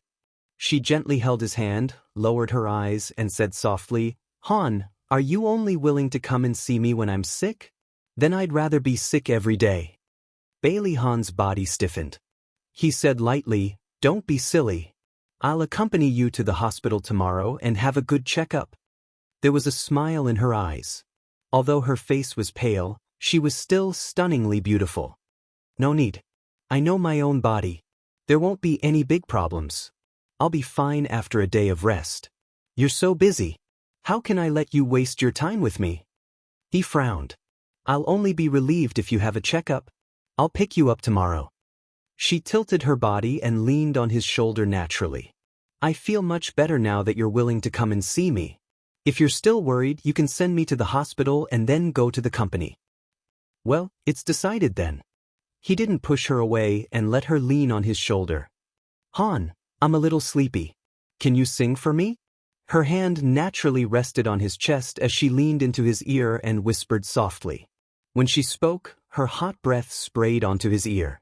When she said the last word, her lips even brushed against his earlobe. His body suddenly tensed up. Almost instinctively, he pushed her away and stood up abruptly. Rest early. I'm leaving. He did not wait for her reply and quickly left. Su Yunxian looked at his tightly shut door. The frailness on her face had long faded away, and her fingers clutched the bedsheets tightly. It was already past 9 o'clock at night when Xia Dong walked out of the Autism Rehabilitation Training Center. She saw Lu Xing and Bailey Yun facing each other, so she quickly squeezed between them to separate them. Fox, what are you doing here? Bailey Yun put one hand in his trouser pocket and narrowed his fox-like eyes. He glanced at the expressionless Lu Xing and smirked. Didn't you say you were busy during the day? I had no choice but to look for you at night. Why didn't your fiancé come to pick you up? Xia Dong knew that he was upset because Lu Xing had stopped him. She smiled. Brother Shen has a social engagement tonight. Don't be angry. I'll treat you to supper. She waved her hand and motioned for Lu Xing to take 2 steps back and not follow him so closely. Bailey Yun saw her little gesture and felt much better. He snorted at Lu Xing proudly and said lazily, Well, since you're so sincere, I'll do you the honor of having supper with you. However, I'll have to choose the location. No problem, I'll listen to you. However, I only have an hour and a half, so I can't choose a place that's too far away. There was no housekeeper at home now, so she did not feel safe leaving the 2 children alone at home. Don't worry, it's very close. I'll drive. You can rest first. Bailey Yun snatched the car keys from her hand and drove the car over. Xia Dong sat in the passenger's seat, while Lu Xing squatted in the back seat, as if she did not exist. Bailey Yun took her to a private restaurant. The environment was elegant and quiet. He had already reserved a private room and led her in with familiarity. The 2 of them ordered and Xia Dong asked, Fox, why are you looking for me? Bailey Yun blinked his fox-like eyes. I want to introduce you to a friend. Who is it? He looked at his watch. Wait for another 10 minutes. They'll be here soon. Before their dishes were served, the friend that Bailey Yun was talking about arrived. Although he was not as handsome as Bailey Yun, he had a gentle and elegant temperament, giving people a sense of trust at first sight. He smiled gently. Miss Xia, nice to meet you. My name is Lin Yi, I'm Yun's friend. Xia Dong smiled and reached out her hand. Nice to meet you, Mr. Lin. I'm Fox's friend too. Fox. Lin Yi looked at Bailey Yun with a smile. Yun, this nickname suits you very well. As cunning as a fox, Bailey Yun brushed the hair in front of his forehead and chuckled. I'll take it as a compliment. Xia, don't be fooled by this guy's appearance. He's the blackest on the inside. Also, his personality is a little, twisted. Xia Dong. Lin Yi smiled. Miss Xia, don't be scared by him. It's because I study psychology that this guy thinks I have a psychological problem. Of course, this is just his wishful thinking. Xia Dong looked at Bailey Yun meaningfully. Mr. Lin, I can only say that I sympathize with you. With Bailey Yun's glib tongue, how could a gentle person like Lin Yi win against him? Lin Yi smiled, his voice as gentle as jade. Bailey Yun smiled. Xia, that's where you're wrong. I'm the one who deserves your sympathy. You don't know that when we were in America, this guy liked to use me as a test subject every time he learned something new. For example, hypnotism, Lin Yi countered calmly. Why don't you say that I treated you like a patient and persuaded you for hours just to pull you back to the right path? Xia Dong was curious. Mr. Lin, Did Fox do something that led him astray? Lin Yi cleared his throat. Bailey Yun jumped up from his chair and covered his mouth impatiently. Don't say it. Lin Yi blinked and signaled for him to let go. He threatened again, don't say it or I'll kill you. Alright, let's change the topic so that there won't be a murder. Xia Dong held back her laughter and helped Lin Yi out of the situation. Bailey Yun winked at Lin Yi after the crisis was resolved. The meaning was obvious. Don't say anything, or I'll kill you. Lin Yi raised his eyebrows and replied with a look. That depends on my mood.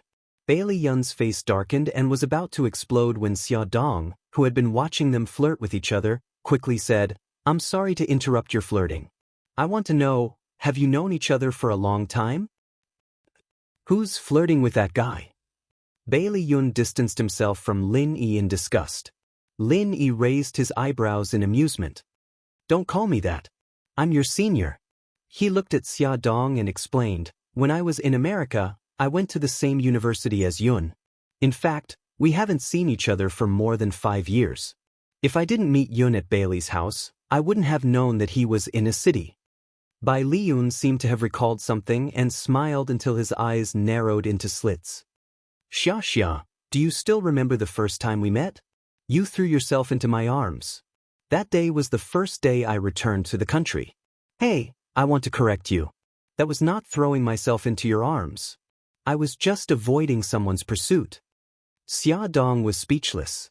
At that time, Bailey Han was chasing her with bodyguards. She had no choice but to ask for his help. Bailey Yun crossed his arms and leaned against the chair leisurely.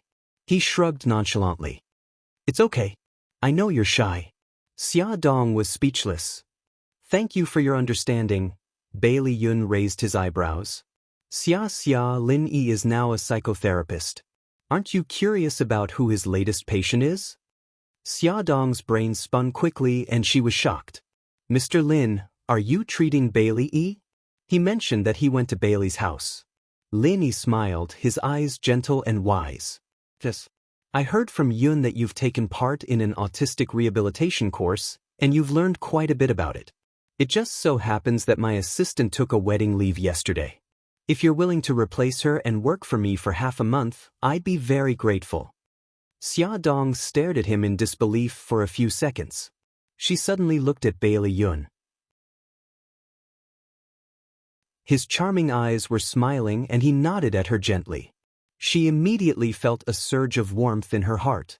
She pursed her lips and turned back to Lin Yi with a bright smile. Mr. Lin, thank you. You don't have to thank me. If you want to thank someone, thank that kid Yun. He said a lot of good things to me, Lin Yi said humorously. I think he said all the good things he's going to say to me in advance. Xia Dong knew that Bailey Yun must have put in a lot of effort to make her a temporary assistant. On the way home, she thanked him sincerely. Fox, thank you. If it wasn't for you, I wouldn't have the chance to meet Xiao Yi.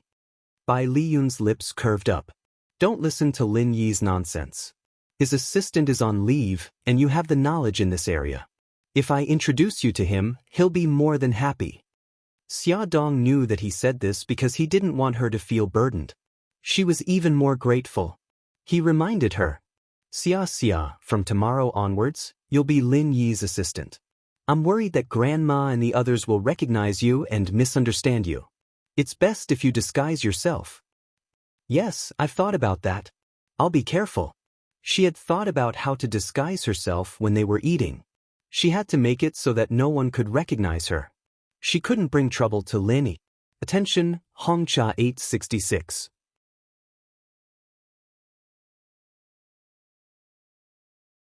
Chapter 139. Early the next morning, Bailey Han drove to the Su family home. After sending Su Yunqian to the hospital, he gave her a few more instructions before leaving. After he left, Su Yunqian dialed an unknown number. Xiaoxi, I've already arranged for the surgery. Come to the first hospital now, said Xiaoxi, who was the young woman whom she had bumped into outside the gynecology and obstetrics department the other day. Half an hour later, Xiaoxi appeared in front of Su Yunqian, wearing a cap and a surgical mask. Su Yunqian almost couldn't recognize her if she hadn't taken the initiative to greet her. Don't be afraid, no one will find out who you are. Let's go over now. Su Yunqian led Xiaoxi out of the hospital and hailed a taxi. After driving for a while, the taxi pulled over in front of an old building. They had arrived at a private clinic where the clinic would not ask for any information about the patients. As long as the patients were willing to pay, the clinic would perform the abortion procedure on them. The confidentiality of the procedure was very high. Of course, the fees charged here were much higher than those charged in official hospitals. Su Yunqian had already made an appointment with a doctor long ago. After Xiaoxi entered, she immediately lay down on the operating table. More than 2 hours later, she walked out of the operating theater with the help of the nurse, Mississippi. Her face was as pale as a sheet. Su Yunqian stopped playing games on her mobile phone and looked up at her. "Can you still walk?" Xiaoxi grabbed her handbag and cap from the rack and said, "Miss Chen, let's find a place where we can talk." Su Yunqian did not tell Xiaoxi her real name and lied to her that her surname was Chen. When they made their way downstairs, Su Yunqian kindly held onto Xiaoxi's arm and she was extremely grateful for her help. In the quiet cafe, Xiaoxi took out the medical report from her handbag and pushed it towards Su Yunqian.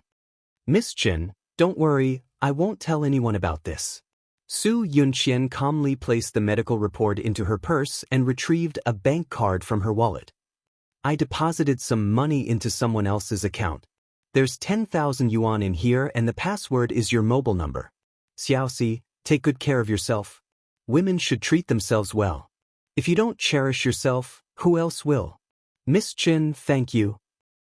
She grabbed the bank card with tears welling up in her reddened eyes, making her look extremely pitiful. Su Yunqian raised her brows slightly and said, "Xiaoxi, we're fated to meet, so let me remind you. The man who impregnated you might not really love you. He didn't even accompany you during such an important surgery." Tears rolled down Xiaoxi's face and she sobbed, "No, that's not it. I was humiliated." Hence, she was not looking forward to the arrival of this child at all. She did not dare to tell anyone about this matter, including her parents who loved her dearly. Su Yunqian was stunned. She had thought of many possibilities, but she did not expect this to be the case. She took out a piece of tissue and handed it to her. "Just take it that you were bitten by a dog. You're still very young and you still have a long way to go. Women, you'll only be looked down upon by others when you're strong." Xiaoxi grabbed the tissue and stared blankly at her beautiful face. She smiled and said, "Take care." Her slender waist swayed as she walked out of Xiaoxi's line of sight gracefully. Su Yunqian put on her sunglasses and hailed a taxi. Her slender fingers touched her handbag, and her lips curled into a smug smile. With this inspection report, she could ask someone to make it her own. In the old mansion in Bailey, the butler greeted Lin Yi and the others warmly. "Dr. Lin, you're here. Please come in." "This is?" The butler turned to look at Xia Dong. Xia Dong was wearing a white shirt and a black work attire that hid her slender figure. Her shiny black hair was tied up in a bun and her neat fringe covered her smooth forehead. She wore a pair of black-framed glasses and her beautiful eyes were hidden behind the thick lenses. She looked very serious, just like a high school teacher who was patrolling around with a pointer. Lin smiled and introduced her. "This is my new assistant, Miss Yi." Xia Dong pushed her black-framed glasses up her nose bridge and said, "Hello, I'm Yi. Nice to meet you." Yi was also Si. When she spoke, her voice was slightly hoarse. This was the effect of the pill that Xia Dong had gotten from Mikakito. "You flatter me. Dr. Lin, Miss Yi, this way please." The butler didn't pay too much attention to Xia Dong and led them to the second floor. Xia Dong was getting more and more nervous as they approached Bailey Yi's room. "We're here. Please come in." The butler walked them to the door and waited for them to enter before closing the door and standing guard outside. Lin Yi glanced at Xia Dong. Her neat fringe and black-framed glasses covered half of her face, but he could see that she was nervous. Her eyes were fixed on Bailey Yi, who was sitting in front of the desk. Her hands were clenched into fists as if she was trying to hold something back. Lin Yi was surprised. She seemed to have some special feelings for Bailey Yi. When Bailey Yin asked him for help and offered this job to Xia Dong, He only said that Xia Dong was interested in autistic children and needed a job. Now, it seemed like there was more to it than meets the eye. He smiled and said gently, "See, let's get to work." Xia Dong took a deep breath and exhaled slowly. Okay. During the therapy, Xia Dong realized that Lin Yi was really an amazing therapist. He had a complete treatment plan for Xiao Yi. In the first 3 months of therapy, he mainly trained Xiao Yi to be able to sense the outside world. He wanted him to be able to receive information from the outside world, such as language, movement, color, shape, and even emotions. When she saw Xiao Yi smile in the interactive game, her heart almost melted. Lin Yi patted his head gently and praised with a smile, "Xiao Yi is really a genius. You only took 2 minutes to solve this riddle." Xiao Yi didn't say anything, but the light in his eyes shone even brighter.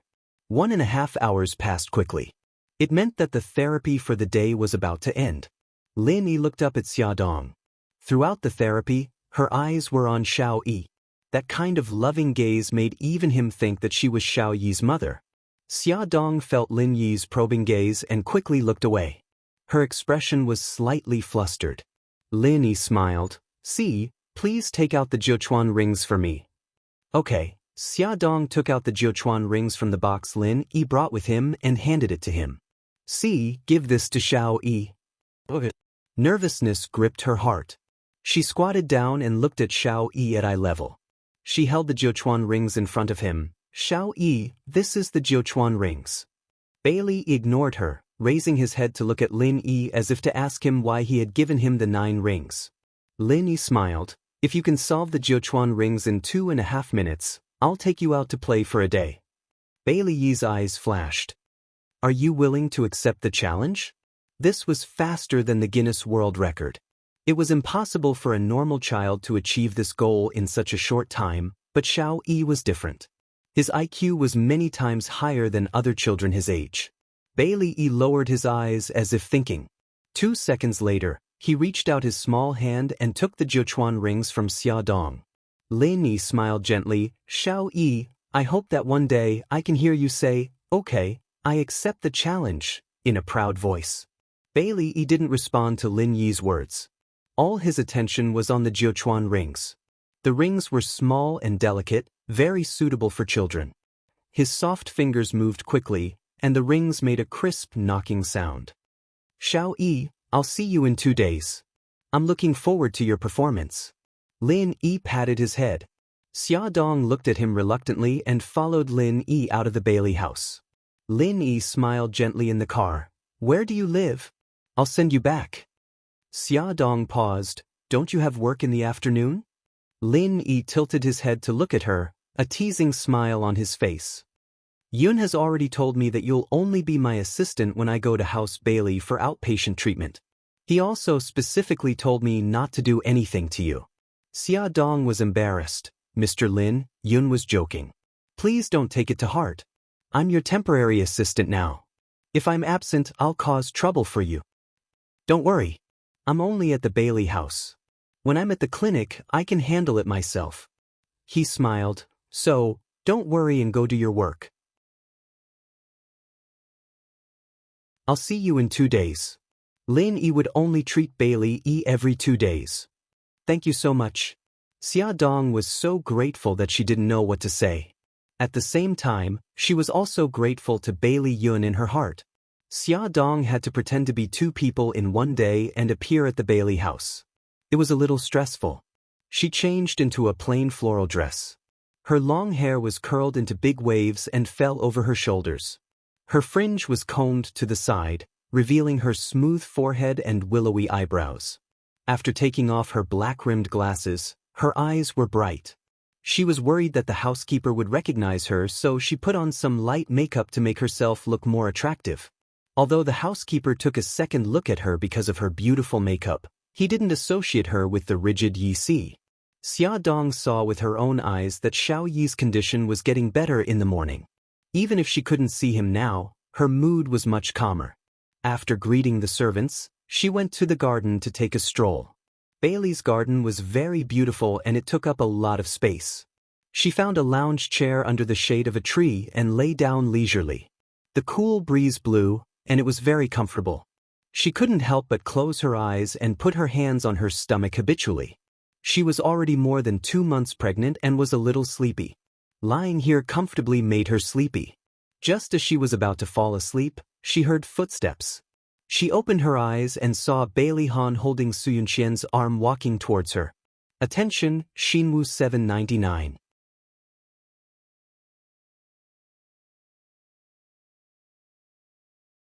Chapter 140. Standing together, they really looked like a perfect couple. Watching them walk over, Xia Dong couldn't help but recall the scene of them walking down the red carpet hand in hand during the wedding rehearsal. "Miss Xia, how have you been?" Su Yunqian spoke first with a gentle smile. Bailey Han let go of Su Yunqian's arm and frowned. "Why aren't you in the living room? It was so hot outside. Wasn't she afraid of getting sunburned?" Xia Dong had already stood up from the recliner and smiled lightly. "I thought it was beautiful outside, so I came out for a walk. If you have something to do, don't worry about me.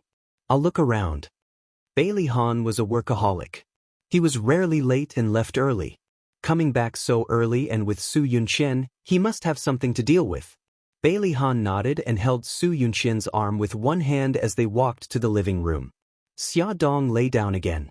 Just as she was about to fall asleep, Yi Lu jogged over. "Miss Xia, young master asked me to serve you. Are you thirsty? Do you like tea or other drinks?" Xia Dong thought for a moment. "Please give me a glass of orange juice." "Thank you." "Okay, please wait a moment." Xiao Lu quickly brought her a glass of fresh orange juice. She also held a fan in her hand. After placing the orange juice on the wooden table, she stood beside her and gently fanned her. Xia Dong quickly grabbed her hand. "No need, Xiao Lu. I'm not hot." "Miss Xia, you don't have to be polite with me. This is young master's order." She was shocked when young master suddenly asked the butler to call her over from the kitchen. She thought she had done something wrong. She didn't expect young master to ask her to chat with Miss Xia to relieve her boredom and serve her. Xia Dong was both amused and speechless. Bailey Han, the host, was really enthusiastic. He was afraid that she, a guest, would be neglected. On the other side, Bailey Han and Su Yunqian entered the study and sat opposite the old madam. Bailey Han said, "Yunqian, Grandma is here now. You can speak now." In the morning, he sent Su Yunqian to the hospital for a checkup. In the afternoon, he received a call from her, saying that the results of the checkup were out, but she wanted to tell the results in front of the old lady. Su Yunqian's charming cheeks were dyed with a touch of red as she embarrassedly said, "Han, I'm not deliberately keeping you in suspense. I just don't know how to say it." The old madam smiled. "What are you doing? Why are you being so secretive? Yunqian, if you have anything to say, just say it. Grandma will help you." Su Yunqian bit her lip. Finally, under her expectant gaze, she said softly, "Grandma, I'm pregnant." "Pregnant?" The old madam looked at Bailey Han in astonishment. She knew that her eldest grandson had always been restrained and courteous. When did the two of them develop to this point? Bailey Han's breathing suddenly stopped. His deep eyes were filled with shock and his heart was in a mess. She was actually pregnant that night. Xiao Yi had not recovered yet, and she had not been cleared of suspicion. She was actually pregnant. Even when he was 16 years old and alone on an isolated island to survive, he did not feel this way. He was helpless and at a loss. It was as if a strong hand had grabbed his heart, making it difficult for him to breathe, and his blood flow was not smooth. Su Yunqian took out the checkup report from her bag and placed it in front of them. "I'm 7 weeks pregnant." Bailey Han took the checkup report. It was clearly written on it that she was 7 weeks pregnant. No wonder she felt nauseous. It was a pregnancy reaction. After a while, he said in a hoarse voice, "Yunqian, I don't want this child." "No, Han, you can't do this to me." Su Yunqian's face instantly paled. She said agitatedly, "Han, this is our child. Do you remember what you promised me? You said that you would give birth to the child if you were pregnant. How can you say that you don't want the child now?" Tears welled up in her beautiful eyes. She grabbed his arm and begged, Han, let me give birth to the child, okay? Bailey Han's body stiffened. His deep eyes had a complicated expression. He held her hand. Yunqian, I'm sorry. Xiao Yi is suffering from autism now. I don't have the energy to take care of another child. Also, I don't want Xiao Yi to think that I'm giving up on him. Then you're heartlessly abandoning our child? He's already 7 weeks pregnant. Su Yunqian stroked her abdomen with heartache. No matter what happens to us, the child is innocent. I beg you, let him live. She cried so miserably that tears rolled down her face. Bailey Han frowned. He wanted to say something, but he was interrupted by the old madam's sudden slamming of the table. The old madam glared at Bailey Han. An, what do you mean you don't want the child? Since Yun Qian is pregnant, you have to take responsibility. Marry her and let her give birth to the child. Although Bailey Han felt guilty, he insisted on his opinion. Grandma, Xiao Yi's illness has just improved. If I marry Yun Qian now, it will definitely agitate him. The old madam's expression stiffened. She sighed. I know, but Yun Qian is pregnant now. If you let an unmarried woman like her have an abortion, what will happen to her reputation? We, the Bailey family, can't do such an immoral thing. At worst, you can get the marriage certificate first.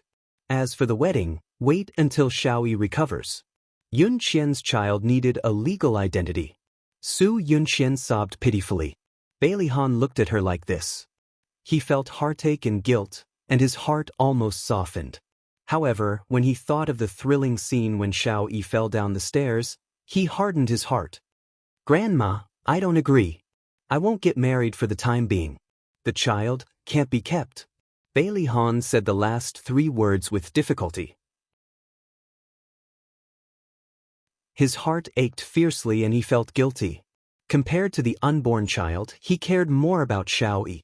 Bailey Han, you're so cruel. Since you don't want to marry me, then the child has nothing to do with you. Even if people laugh at me, I want to give birth to the child. Don't worry, I won't use the child to ask you for anything. She grabbed the checklist from the table and angrily crumpled it into a ball. She suddenly got up and ran to the door. Yun Qian, the old madam picked up her walking stick and anxiously leaned on the floor. An, what are you waiting for? Hurry up and chase after her. She's pregnant now. What if something happens? Bailey Han pursed his thin lips and stood there for more than 10 seconds. He suddenly turned around and chased after her. The old madam leaned on the floor and sighed. Sigh, how did things turn out like this? Xia Dong was leisurely chatting with little Lu when Su Yunqian suddenly ran past them.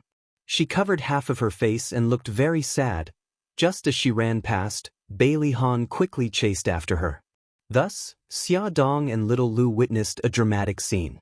Bailey Han grabbed Su Yunqian's wrist from behind. Su Yunqian wanted to shake him off, but she didn't succeed. Instead, she was pulled into his arms. Xia Dong coughed awkwardly. Well, little Lu, it's about time. I'll go to the living room and wait for Xiaobao. I should go back to the kitchen to work. Little Lu cooperated and helped her up. The two of them quickly left the place.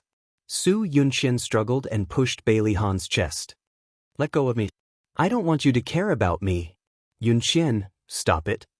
Bailey Han didn't know what to say. He could only hug her tighter. You're pregnant. Don't be too emotional. Didn't you say you don't want this child? Why do you care so much about me? If something happens to me, you should be happy. Don't say things out of anger. I know I'm in the wrong. Bailey Han gently patted her back, trying to calm her down. Yunqian, let's calm down first and think about what to do, okay? She choked. I'm very calm. I insist on keeping the child. Bailey Han was silent for a moment. Yunqian, give me another half a month. If things still don't turn for the better, we'll get the marriage certificate first. She looked at him expectantly, her hand grasping his arm. What about the child? He didn't say what she wanted to hear as what she wanted to hear. Instead, he softened his voice. Yunqian, we can still have children in the future. No, it's different. Every child is an angel bestowed by God to their parents. They're all unique. No matter how many children we have in the future, they won't be him. Tears quickly gathered in her eyes. Her weak appearance was heartbreaking. His heart suddenly ached. That was his child. Although it was only a month old, they were still connected by flesh and blood. His originally firm thoughts began to waver. He hugged her tightly and said in a low voice, "Give me some more time. Let me think about it." "Okay, I'll give you time. Think about it carefully. I'm tired. Take me home." She slowly let go of his waist. She was weak and tired. On the balcony on the second floor, the two little guys saw the scene through binoculars. Xiao Bao threw the binoculars aside and sighed. "Although I can't hear what they're saying, I'm guessing it's not something good." Xiaoyi didn't answer. He also threw the binoculars aside, but his eyes became serious. Xiao Bao patted his shoulder. "Bailey, let me remind you. You have to quickly think of a way to find out what's going on. Otherwise, when their old feelings reignite, you'll be crying your eyes out." Yesterday, Bailey Han was still cold and indifferent toward Su Yunqian. When Su Yunqian was sick, the old madam had to suppress Bailey Han to visit her. What exactly happened? Overnight, Bailey Han started to pull Su Yunqian again? Xiao Bao rubbed his chin as he thought hard. The adult's emotional world was really complicated. Bailey wasn't anxious at all. He picked up the 9 consecutive rings from the table and started to untie them. His indifferent expression made Xiao Bao go crazy. Forget it. If the emperor isn't anxious, why should I worry about it? You play by yourself. I'm going downstairs to find my mommy." Xiao Bao ran away angrily. Ad. Hongcha 866.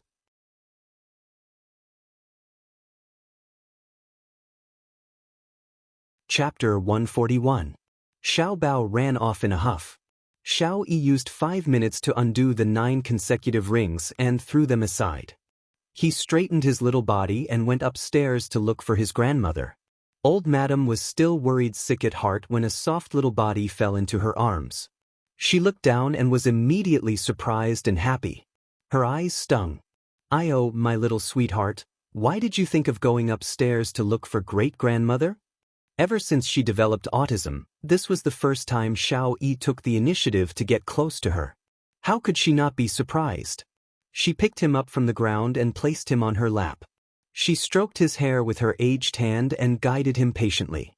"Baby E, tell great-grandma. Do you miss great-grandma?" Xiao Yi's little head nodded gently. Baby E was willing to communicate with her. The old madam's eyes immediately moistened. She hugged him tightly and choked with sobs. Good boy, good boy." If Ahan knew that Xiao Yi could understand what they were saying and was even willing to respond, he would definitely be very happy. This thought flashed across the old madam's mind. However, immediately after, she recalled Su Yunqian's pregnancy. Worry surged into her heart again, and she couldn't help but sigh. However, her sleeve was tugged. Xiao Yi stared at her with sparkling eyes. His little head was tilted, and he looked confused and worried. The old madam smiled kindly and stroked his head. "Great-grandma is fine. If baby E is willing to talk to great-grandma will be even happier." Xiao Yi's big clear eyes blinked. Suddenly, she reached out and pointed at the photo on the desk. In the photo, Bailey Han was carrying Xiao Yi. The father and son's expressions were exactly the same, solemn and serious. The old madam chuckled and said, "What's wrong? Do you miss your daddy? He just came back but left again. When he comes back tonight, he will accompany you well." Xiao Yi nodded sensibly. Her precious little great-grandson had finally taken a turn for the better. The old madam was filled with emotions. The grandmother and grandson sat side by side on the sofa, each holding a book in their hands. The old lady turned her head to look at the little one beside her from time to time. His expression seemed to be a little sad. She leaned forward in surprise and found that he was reading Oliver Twist. The plot was about how Oliver lost his mother when he was just born and was sent to an orphanage. She reached out and stroked his hair, saying gently, although Oliver was an orphan, he met his maternal grandfather in the end. His maternal grandfather loved him very much, just like how great-grandmother loved baby E. Xiao Yi looked up at her, her clear eyes sparkling. She smiled and hugged him, taking the book from his hands. "Great-grandma knows this story. Great-grandma will tell you, okay? He nodded Gigai. His pink cheeks puffed up slightly, and 2 cute little dimples were embedded in them. The old madam's gentle voice rang in the study. After she finished telling the story, she couldn't help but be filled with emotions. She stroked Xiao Yi's hair, testing his thoughts. Baby E, do you want another person to love you? Xiao Yi pursed his lips and tilted his head to look at her seriously, as if he didn't understand what she was trying to say. She smiled. If Auntie Yunqian lived with us and loved you like great-grandmother, would you like that? He fell silent. Just when the old madam thought that he wouldn't respond, he suddenly jumped out of her arms and ran to the front of the desk. He wiggled his butt and climbed onto the chair, taking the photo of him and Bailey Han from the desk into his arms. His cheeks were puffed up, and his eyes were round, revealing a guarded and angry expression. His actions and expression said everything. He didn't want Su Yunqian to steal his daddy away. The old madam's smile froze. She hesitated for a moment and carefully probed, then if Xiao Yi had a younger brother like Xiao Bao or a cute younger sister like Xiao Guai, would Xiao Yi be happy? Xiao Yi was stunned and seemed to be at a loss. Then, tears quickly gathered in his eyes and fell down like beads. He didn't cry or howl. He just cried quietly. His heartbroken look made the old madam's heart ache. She quickly pulled him into her arms. Baby, don't cry. Don't cry. Let's not have a younger brother or sister. Baby is the only one in the family, okay? Baby, don't cry. You're breaking great-grandmother's heart. When Bailey Han came back at night, he heard from the old madam that Xiao Yi was crying. He didn't feel good either. He walked into his son's room with complicated emotions. Xiao Yi, who had just gotten better, seemed to be sealed in his own world again. He refused to let the servants near him and refused to let light in the room. All the windows were tightly covered by curtains. Bailey Han walked into the room and suddenly entered a dark world. He could only see a trace of light in the middle of the room. A small shadow sat in front of the light. He had just turned on the light when he heard his son's shrill scream. He had no choice but to turn it off quickly. He walked behind his son and saw that he was holding a small laptop and watching a video. Bailey Han's eyes swept across the video. His eyebrows twitched.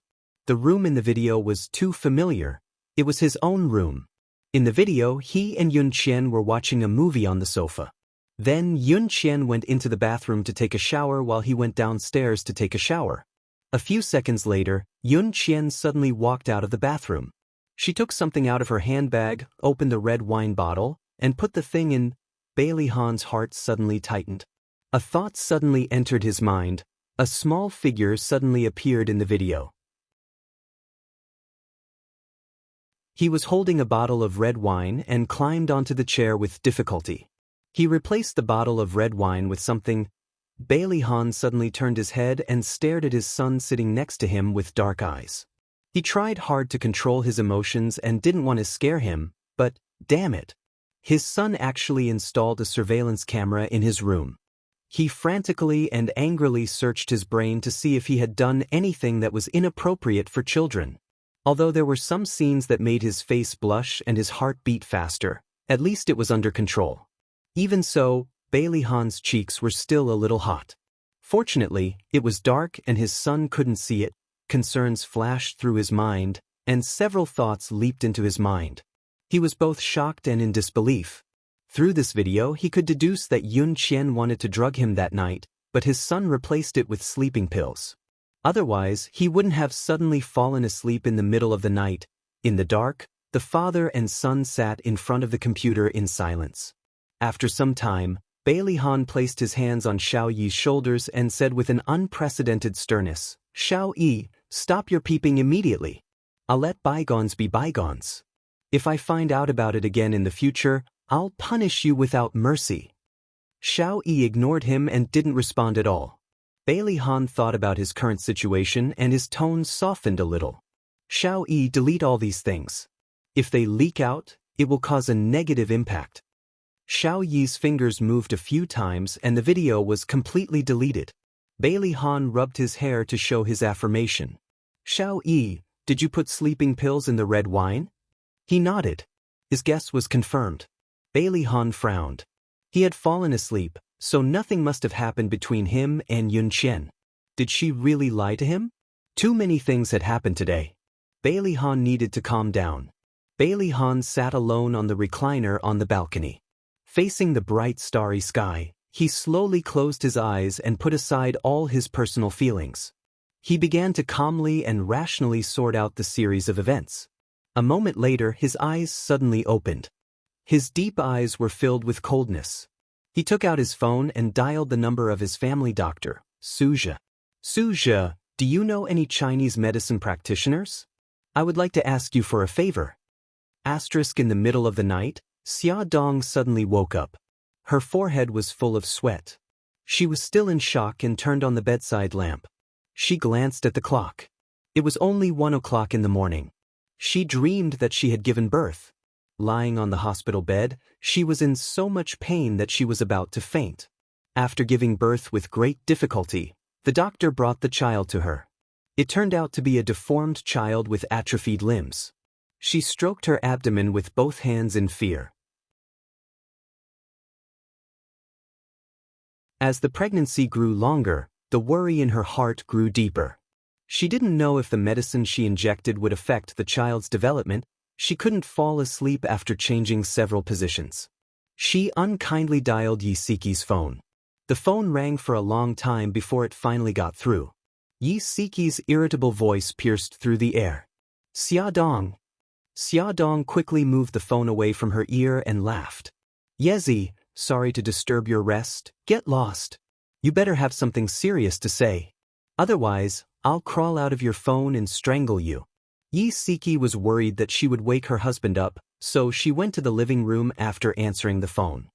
Then hurry up and crawl over. I need you to comfort me. What's wrong? Yi Siki caught the change in her mood and pricked up his ears. Xia Dong touched her abdomen. I just had a nightmare. I dreamed that I gave birth to a deformed child. Yi Siki paused and softened his voice. Don't think too much. Even our Shihao said that although the medicine will affect the fetus, you didn't absorb much of it, so it shouldn't be a problem. But the medicine is very strong, Yi Siki interrupted her. Xia, listen to me. It's useless to worry about these things now. Whether the child is deformed or not, you have to give birth to it for Xiao Guai's sake. Xia Dong leaned against the pillow dejectedly. Siki was right. Worrying about these things now was a waste of energy. Even if the fetus was affected by the medicine and became deformed, she had to give birth to it. Xia, don't think too much. What you need to do now is to take care of your body.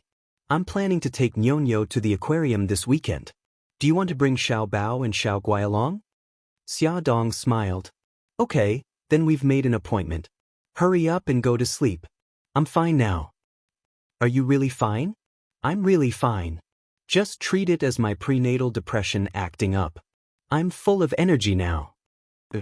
Shinwoo 799.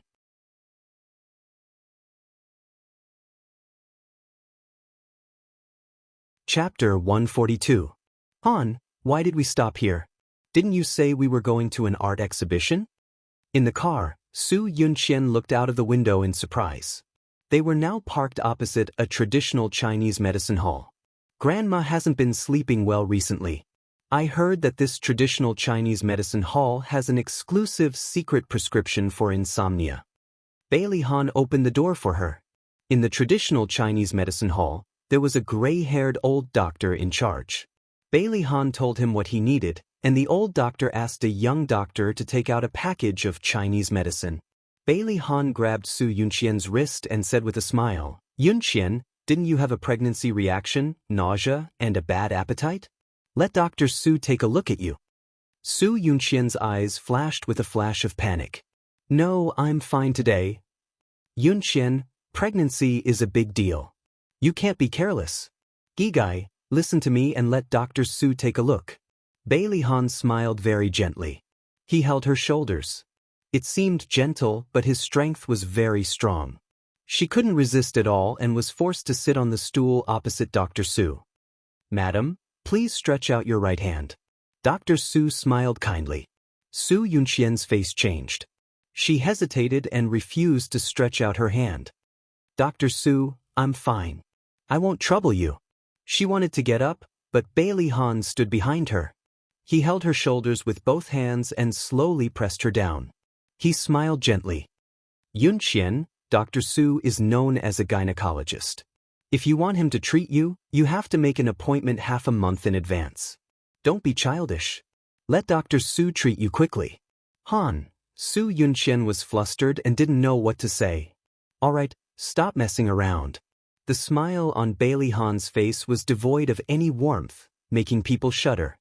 He pressed her shoulders with one hand and suddenly grabbed her right hand with the other hand and put it on the table. Dr. Su, please.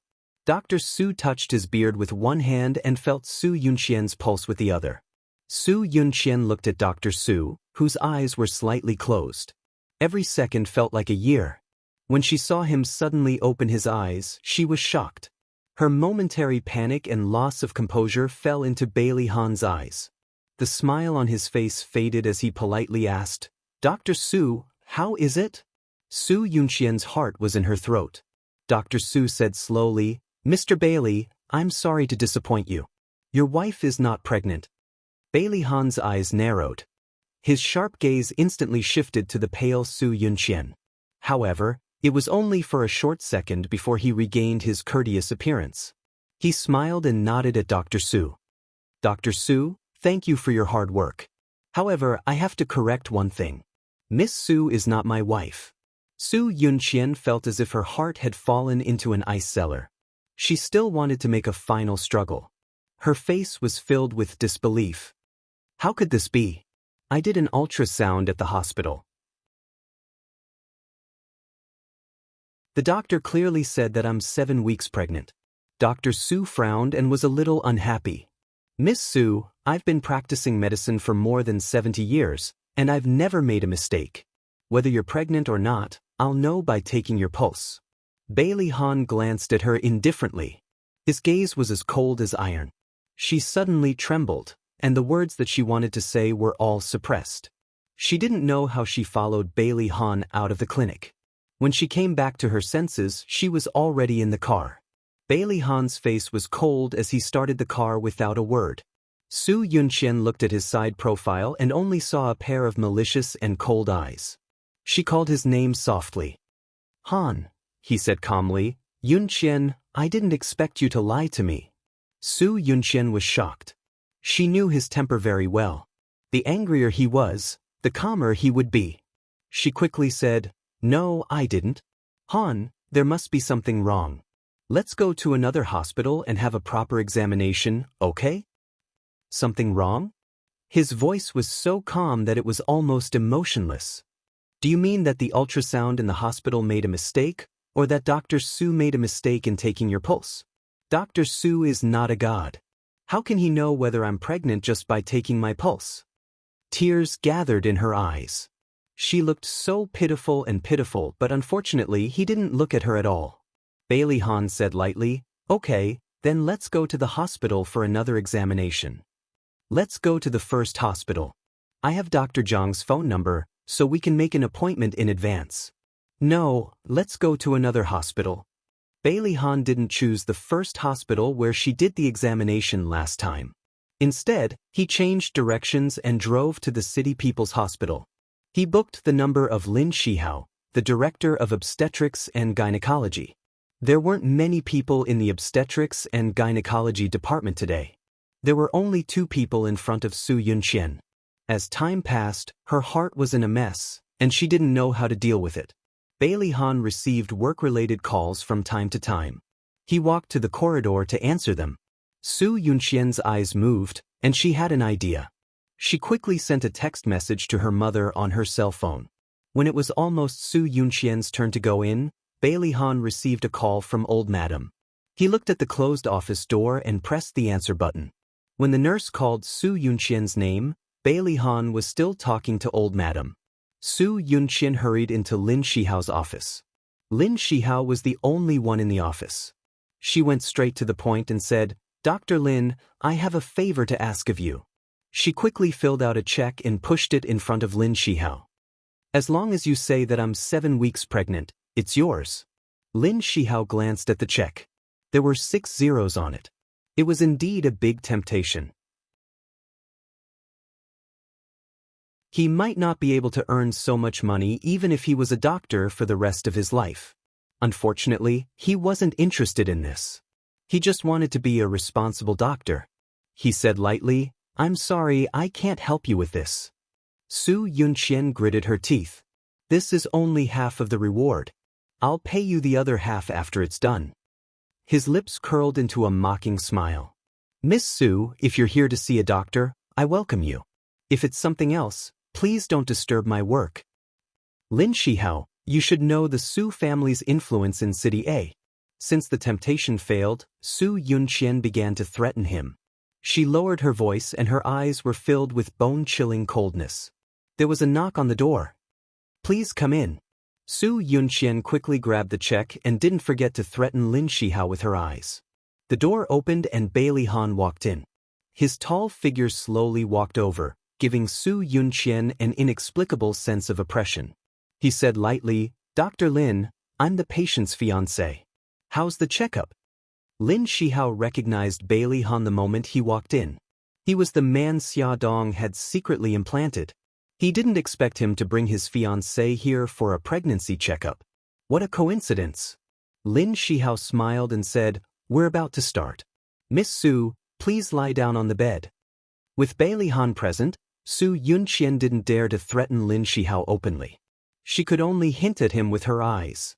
Unfortunately, he ignored her threatening eyes and calmly announced the results of the checkup. "Miss Su, you're very healthy. You're not pregnant." In the hospital garden, Bailey Han and Su Yunqian sat side by side on a bench. Bailey Han said lightly, "Now, what else do you want to say?" She hugged his arm. "I really don't know how this happened. Han, you have to believe me." He pushed her hand away bit by bit and said in a bone-chilling voice, "Don't lie to me anymore. Yunqian, that night, you drugged the red wine. Unfortunately, Xiao Yi found out and Xiao Yi replaced your red wine with a red wine with sleeping pills. After that, I fell asleep.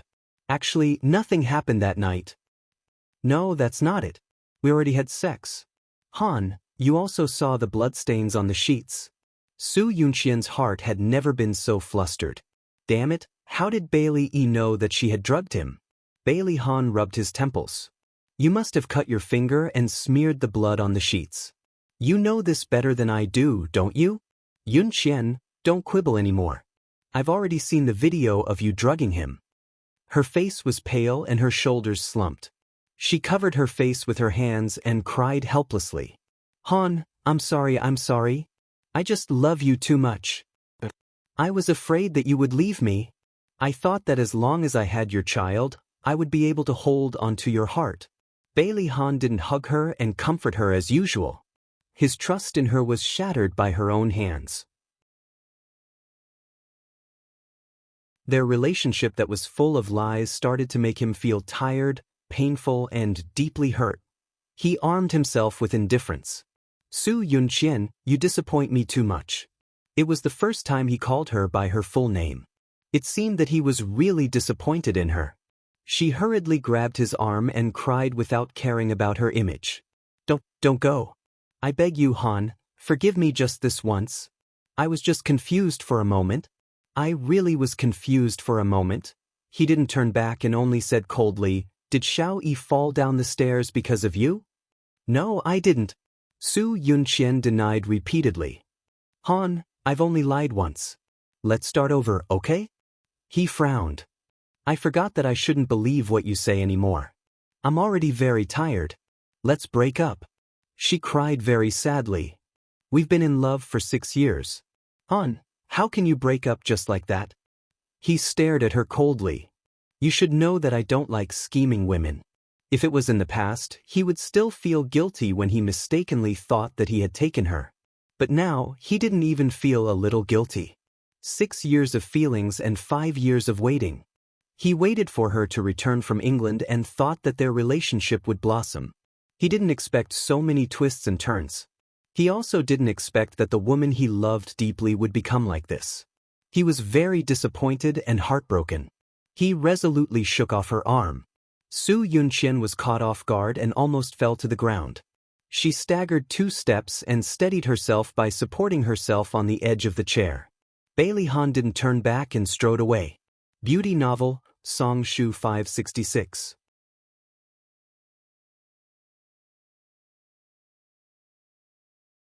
Chapter 143.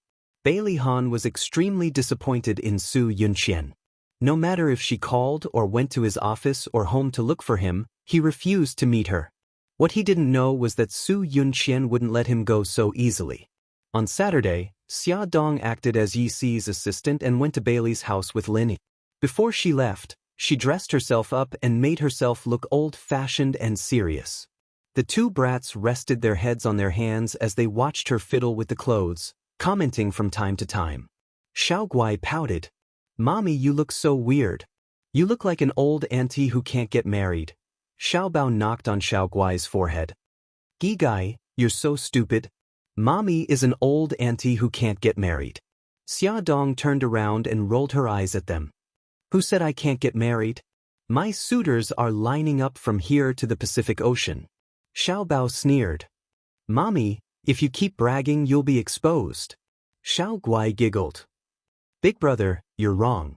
It's not that Mommy can't get married. Mommy doesn't want to get married." Xia Dong was moved to tears. She hugged her daughter. "Daughters are really more caring than sons. I didn't waste my efforts to have a daughter." Xiao Bao rolled his eyes. "Mommy, do you need me to remind you that it's already 8:20? There's only 40 minutes left before you have to go to work." Dr. Lin must have been waiting for a long time. "I'm going now. Bye, babies." After some chaos, Xia Dong finally left. Xiao Guai watched her mommy leave like a gust of wind. "Big brother, I suddenly feel like we're so happy." Xiao Bao was curious. "But that's because mommy is the ever-changing Sakura. One moment, she's a strong woman, and the next moment, she's like us. She's like a little kid. It's so interesting." Xiao Guai laughed happily. "That's true what?" Xiao Bao held her hand. "Gigai, let's go. Big brother will teach you how to draw." When his mother was not around as the only man in the family, he had to shoulder the heavy responsibility of taking care of his sister. Xia Dong ran downstairs and found Bailey Yun leaning against the Lamborghini in a cool pose, waiting for her. "Fox, why are you here?" Xia Dong was curious why Lu Xing did not stop him. She looked around and did not see Lu Xing. She guessed that what she said to Mika Keto last time was effective. "I'm sending you to work. When you get off work, I'll take you to eat something delicious." Bailey Yun blinked his foxy eyes and flicked the hair in front of his forehead. He looked so charming. Xia Dong got into the car and Bailey Yun drove off. She quickly grabbed the handrail, her face pale. "What's wrong? I thought you weren't afraid of racing?" She still looked so heroic when she won the motorcycle racing championship. She covered her mouth. "Don't drive so fast." I want to vomit." Bailey Yun panicked when he heard her. He quickly slowed down and turned to ask her. "How are you? Do you feel better?" Xia Dong took a deep breath. "I'm much better." He frowned. "Are you not feeling well? I'll call Lin Yi and tell him that you're not going with him. I'll take you to the hospital." She quickly stopped him. "No, it's okay. I didn't sleep well last night, so I felt a little nauseous. I'm fine now." He looked at her suspiciously. "Are you really fine?" "I'm really fine. I can even go up the mountain and kill a tiger." Xia Dong patted her chest proudly. Bailey Yun looked at where she was pointing and suddenly burst out laughing. "It's been so many years. Why haven't you developed?" Xia Dong was angry. Even if she wasn't as voluptuous as the sexy goddess, she was still very voluptuous. She was very voluptuous. "But I'm just joking. Did you hurt your pride?" Bailey Yun saw that someone was angry and quickly freed his hand to smooth her hair. He stroked her hair like how he stroked Lil P. "Don't be angry. I was just saying." Xia Dong turned her head and ignored him. What a hardcore guy. "Yo, you're really angry. Look at your puffy face. It's like a bun. I really want to pinch it." This guy really did what he said and rubbed her face like a bun. Xia Dong slapped the back of his hand and said angrily, "My face is not a bun. No matter how much you rub it, there's no filling. Focus on driving. You're so annoying. They were bickering when they arrived at Lin Yi's clinic. Lin Yi had already checked his watch twice when he saw Bailey Yun escorting Xia Xia upstairs like a protector. He couldn't help but tease, "So you're the one who sent Xia Dong. No wonder she's late. Xia Dong, why didn't Mr. Baiteng send you here last time?" Bailey Yun immediately exploded and yelled at Lin, "Old Lin, are you my friend or not? How can you take revenge like this?" Lin Yi put on his coat and prepared to go out. "Of course I'm your friend. It's commonly known as a bad friend." F***ck off. Bailey Yun didn't hold back and kicked his butt. Unfortunately, handsome Lin Yi was agile and nimble and dodged. Xia Dong pretended that she didn't see anything and said calmly, "Dr. Lin, I'm ready. We can go now." Bailey Yun wanted to go with them and insisted that Xia Dong sit in his car. Lin Yi said faintly, "Letting Xia Dong sit in your car? Is she your assistant?" Bailey Yun gritted his teeth and secretly warned himself that he must remind Lin Yi a few more times to not have any ideas about Xia Dong. Since it was Saturday, Bailey Han didn't have to go to the company. When they arrived, he was also at home. Xia Dong was worried that he would recognize her. Fortunately, he only glanced at her and didn't say anything. He led them upstairs directly. Today's rehabilitation treatment went smoothly. After it was over, Lin Yi asked Xiao Yi about how he solved the 9 rings. Little Wingzi took out the 9 consecutive rings, and Xia Dong helped him time it. Exactly 2.5 minutes later, Little Wingzi had unlocked all 9 rings. Lin Yi patted his shoulder in surprise. "Well done. I'll discuss with your parents and arrange a day out." Xia Dong squatted in front of him and smiled gently. "Xiao Yi, you're amazing." He looked into her eyes without blinking, as though he could see through her internal organs. She pursed her lips and said, "We'll be leaving first. See you next time." She really wanted to reach out and touch his face and hug his little body. They went out and turned right. Xia Dong looked down and didn't look around. She almost bumped into Bailey Han, who was coming up from downstairs. The two were very close to each other, almost touching each other. "I'm sorry." She subconsciously stepped back. When she realized that she was on the stairs, her high heels were already on the edge of the next step.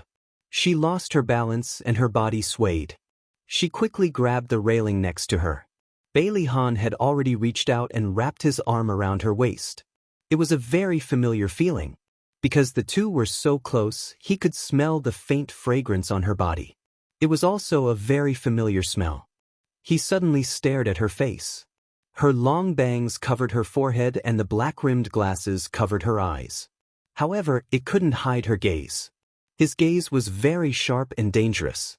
Xia Dong felt like she was being seen through. She struggled. "Mr. Bailey." Bailey Han ignored her. He raised his right hand and reached in front of her eyes. He was about to grab her glasses. Lin Yi suddenly coughed dryly. "Mr. Bailey, I'm sorry. My assistant offended you. I have something to discuss with you. Do you have time now?" Bailey Han paused and slowly retracted his hand. "Of course, Dr. Lin.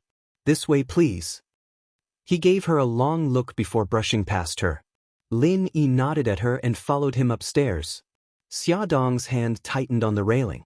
She remembered his gaze when he went upstairs. She didn't know if he recognized her. She calmed down and went downstairs. She sat in the living room and waited for Lin Yi. She knew that Lin Yi wanted to talk to Bailey Han about bringing Xiao Yi out. Would Bailey Han agree? In less than 10 minutes, Bailey Han and Lin Yi came downstairs, talking and laughing. It seemed like the discussion went well. Xia Dong relaxed. However, in the next second, Bailey Han said, "Miss Yi, there's something private I want to talk to you about." "Private matter? What private matter could he have with Yi Si?" Xia Dong wanted to cry. She didn't need to think too much. He must have recognized her. Since it was a private matter, Lin Yi didn't want to stop her. He could only give her a look that said, "Good luck." In the study, Bailey Han stood in front of the large desk. His handsome face was expressionless. His eyes were sharp and cold. "You see? Should I praise you? Your disguise skills are really superb." Xia Dong coughed. "I can explain." Bailey Han looked at her coldly. Say it. Xiaodong smiled. It's because I've been interested in psychology recently and I'm unemployed at home. So I wanted to find a job related to psychology. Applying to be Lin Yi's assistant was purely an accident. Do you think I'll believe you? Bailey Han looked at her with disdain. Even if you're interested in psychology, Lin Yi wouldn't hire a layman to be his assistant. Tell me, what's your purpose? Wearing high heels was really tiring. Xiaodong sat down. All right, I'll tell you the truth. I'm just concerned about your son. I want to know about his condition and treatment. So I asked Dr. Lin for help. He stared at her eyes. Why are you so concerned about my son? She looked back at him sincerely and said softly, I like him a lot. Also, I feel that he makes my heart ache. Do you remember what you said when you asked me to bring Xiao Bao to visit him? You said that Xiao Yi doesn't have any friends.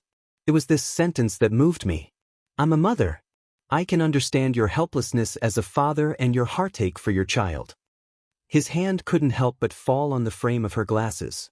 He took it off, wanting to see the things in her eyes more clearly. Beauty novel, Hongcha 866.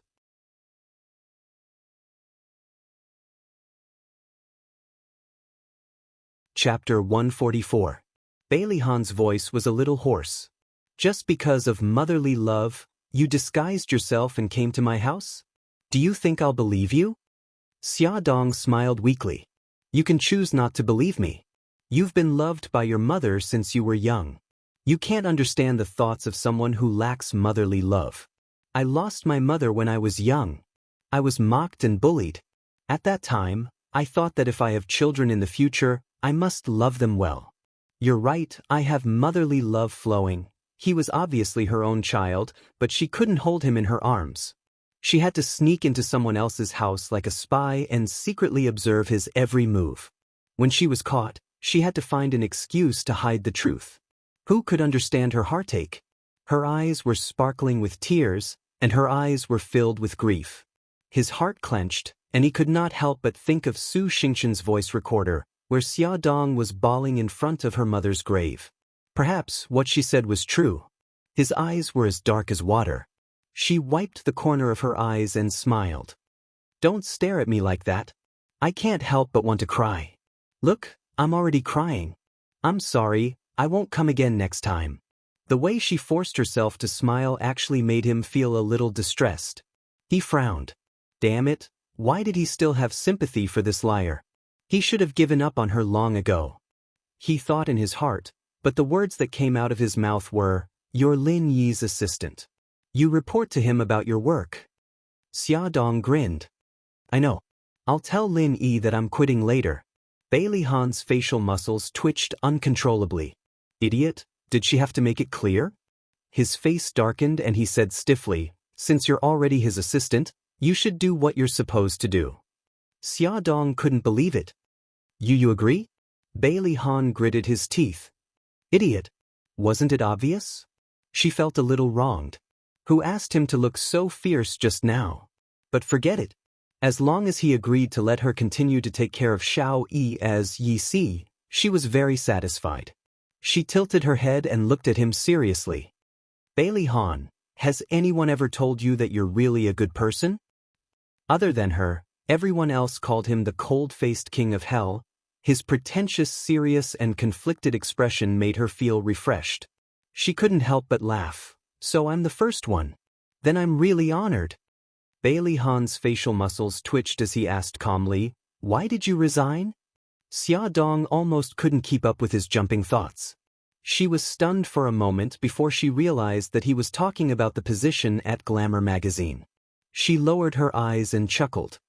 I have to take care of Xiao Bao and Xiao Guai. I also have to take care of the baby in my belly. I don't have so much energy to work. He looked down at her. You like that job very much. When she was working, she was completely different from her usual self. That passion burned in her eyes, and she exuded a confident charm. She looked up at him with complicated emotions surging in her eyes. In my heart, the children are more important. For them, I can give up anything, including my life. His eyes narrowed, and there were traces of the ice in his heart breaking. He began to doubt his judgment. Was such a loving and motherly woman really someone who loved vanity and clung to power? After a long while, he said calmly, Xiao Bao and Xiao Guai are very lucky. They were very lucky to have a mother like her. It was obviously a compliment, but Xia Dong felt that it was extremely ironic. Xiao Bao and Xiao Guai's luck was exchanged for Xiao Yi's misfortune.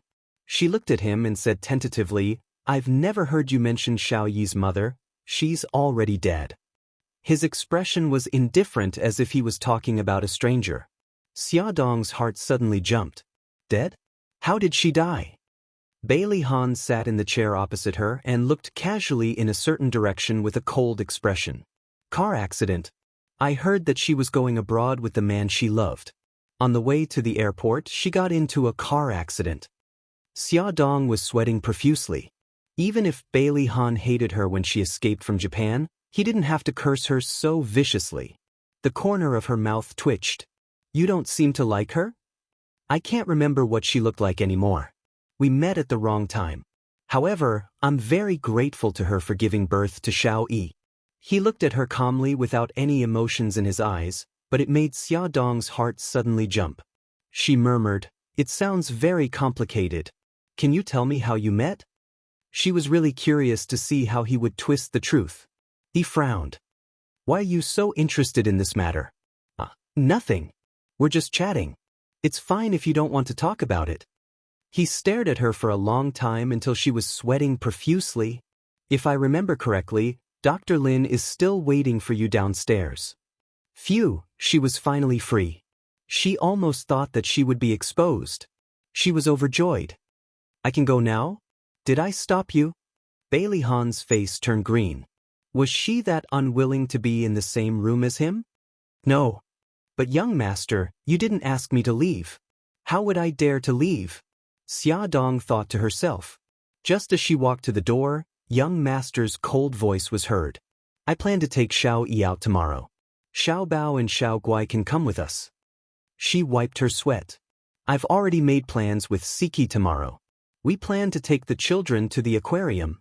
She also wanted to go out with Xiao Yi, but if she dared to stand Siki up, she would die a horrible death. Bailey Han was expressionless. She laughed awkwardly and waved her hand. Then I'll be leaving first. Just as she was about to turn and leave, young master said coldly, What time tomorrow? Time. I'm asking you, what time are we going to the aquarium tomorrow? The veins on Bailey Han's forehead throbbed. He found it unbelievable that he would suggest going to the aquarium with her. Oh, we've made plans for 10 o'clock.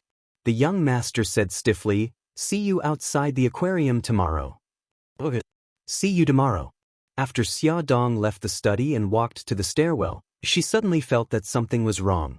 Brother Shen would definitely go with them tomorrow. If the two of them were together, wouldn't they be at loggerheads and part on bad terms? She wanted to scratch the wall. Could she back out now? Why was it that whenever she was in front of Bailey Han, she couldn't think straight? Why did she always do something crazy? She could almost imagine how dark Bailey Han's poker face would be if she went back on her word. He would even use his knife-sharp gaze to kill her. So the next day, the situation was a little out of control. No, to be exact, it was out of control. The three families met in the parking lot at the entrance of the aquarium. Mika Kito was holding Gigai, while Xia Dong was holding Xiao Bao's hand. They looked like a family of four. Yi Siki and Lin Shihao each held Nyonyo's little hand as they walked over slowly. The two families gathered together and laughed happily as soon as they met. The three children, especially, were jumping and jumping around happily. A Rolls-Royce drove into the parking lot ostentatiously. Bailey Han stepped out of the car holding Xiao Yi's hand. When Lin Shihao and Yi Siki saw Bailey Han, their expressions were normal because they had heard from Xia Dong that Bailey Han would be coming with them. But Mika Kito was different. Her deep eyes suddenly turned to Xia Dong. She clasped her hands together and blinked ingratiatingly. She lowered her voice and said, Brother Shin, if there's anything you want to say, let's talk at home, okay? Mika Kito's expression was very bad. His handsome face was emitting a cold aura. He gritted his teeth and said fiercely, You've learned to lie to me? Brother Shin, I beg you. Teach me when we get home tonight, okay? Bailey Han and Xiao Yi were getting closer and closer. She looked at him with her big watery eyes and begged anxiously and pitifully. Bai Tangshen was furious. He was furious that she had agreed to be Lin Yi's assistant without consulting him first. He was furious that she had risked her life to take care of little Wingzi in the Bailey family. He was furious that she had acted first and reported later, taking care of Bailey Han on a family gathering like this. But when he saw her pitiful expression, he couldn't help but soften. In the end, all his conflict and anger turned into a flick on her forehead. He gritted his teeth and glared at her. I'll deal with you when we get home tonight. Xia Dong held her aching forehead and tried to please him with tears in her eyes. Brother Shin, you're a great person and don't hold a grudge against me. You're a magnanimous person. From the corner of her eyes, she saw that Bailey Han and the others were already 2 meters away. She quickly shut her mouth and giggled. Mika Kito was angry and helpless. He ruffled her hair. Bailey Han was like an arrogant king. Standing in a place like the parking lot, his arrogance and domineering aura couldn't be concealed. His indifferent gaze swept across the few people without batting an eyelid. When he saw Lin Shihao, his eyes moved. He didn't expect that the director of the obstetrics and gynecology department of the People's Hospital was actually the husband of Xia Dong's good friend. Lin Shihao saw that his gaze was on him and nodded politely. Mr. Bailey. Bailey Han also nodded his head out of courtesy. Finally his gaze fell on Mika Kito. Mika Kito's cold and arrogant gaze was fixed on him.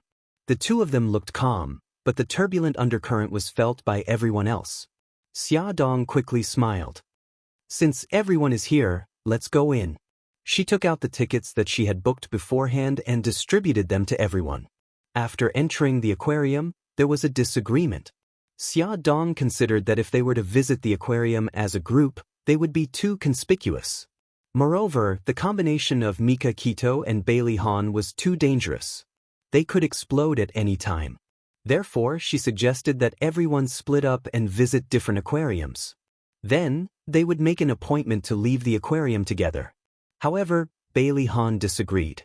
He said that bringing Xiao Yi out to play was to let him have more contact with the outside world. Therefore, the father and son pair would follow the group unswervingly. What he said was reasonable. Xia Dong had no reason to refute him. Therefore, the large group of people marched forward. Song Shu 566.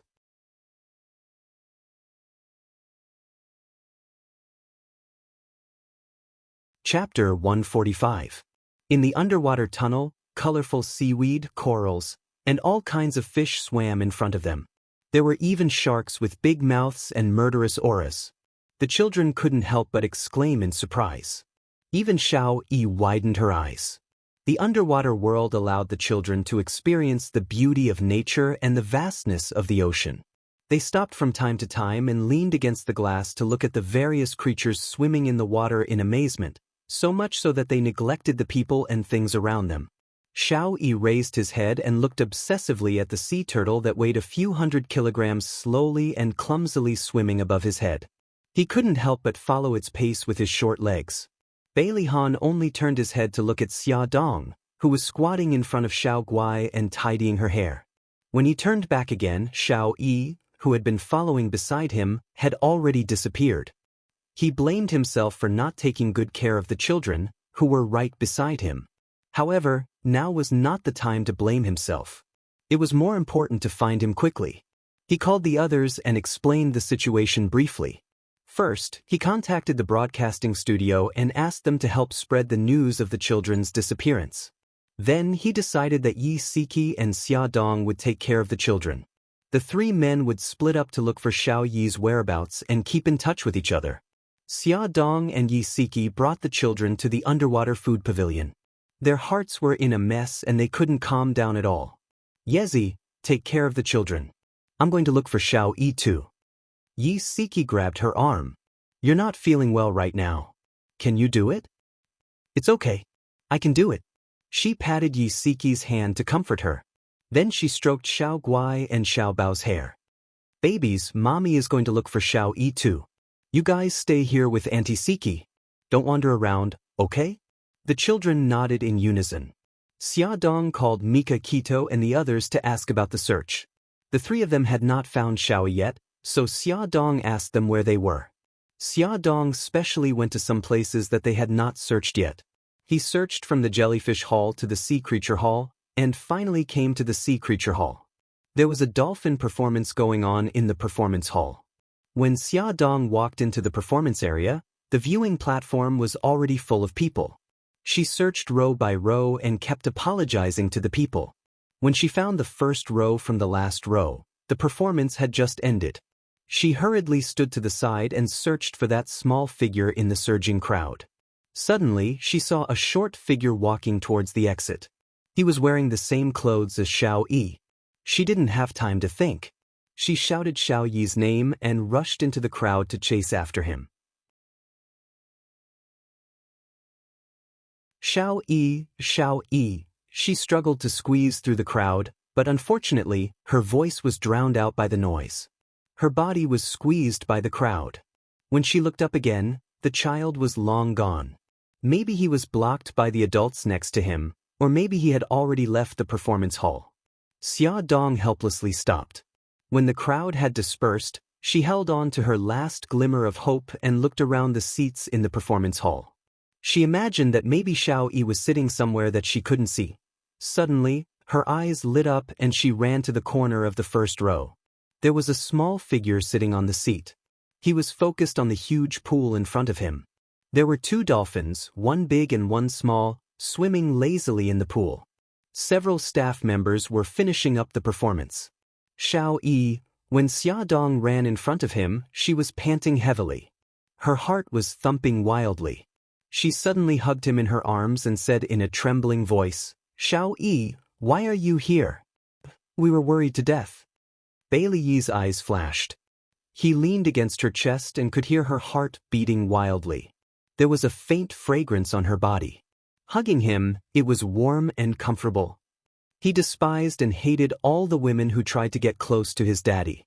His little hand pushed her shoulder forcefully and a low growl of displeasure came from his throat. "Sorry, I was just too happy." Xia Dong quickly let go of him and smiled gently. "Wait a moment. I'll inform everyone."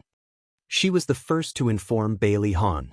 When she was talking to Mika Kito, Xiaoyi suddenly jumped down from the chair and walked out silently. "Brother Shin, please inform Lin Shihao and Siki.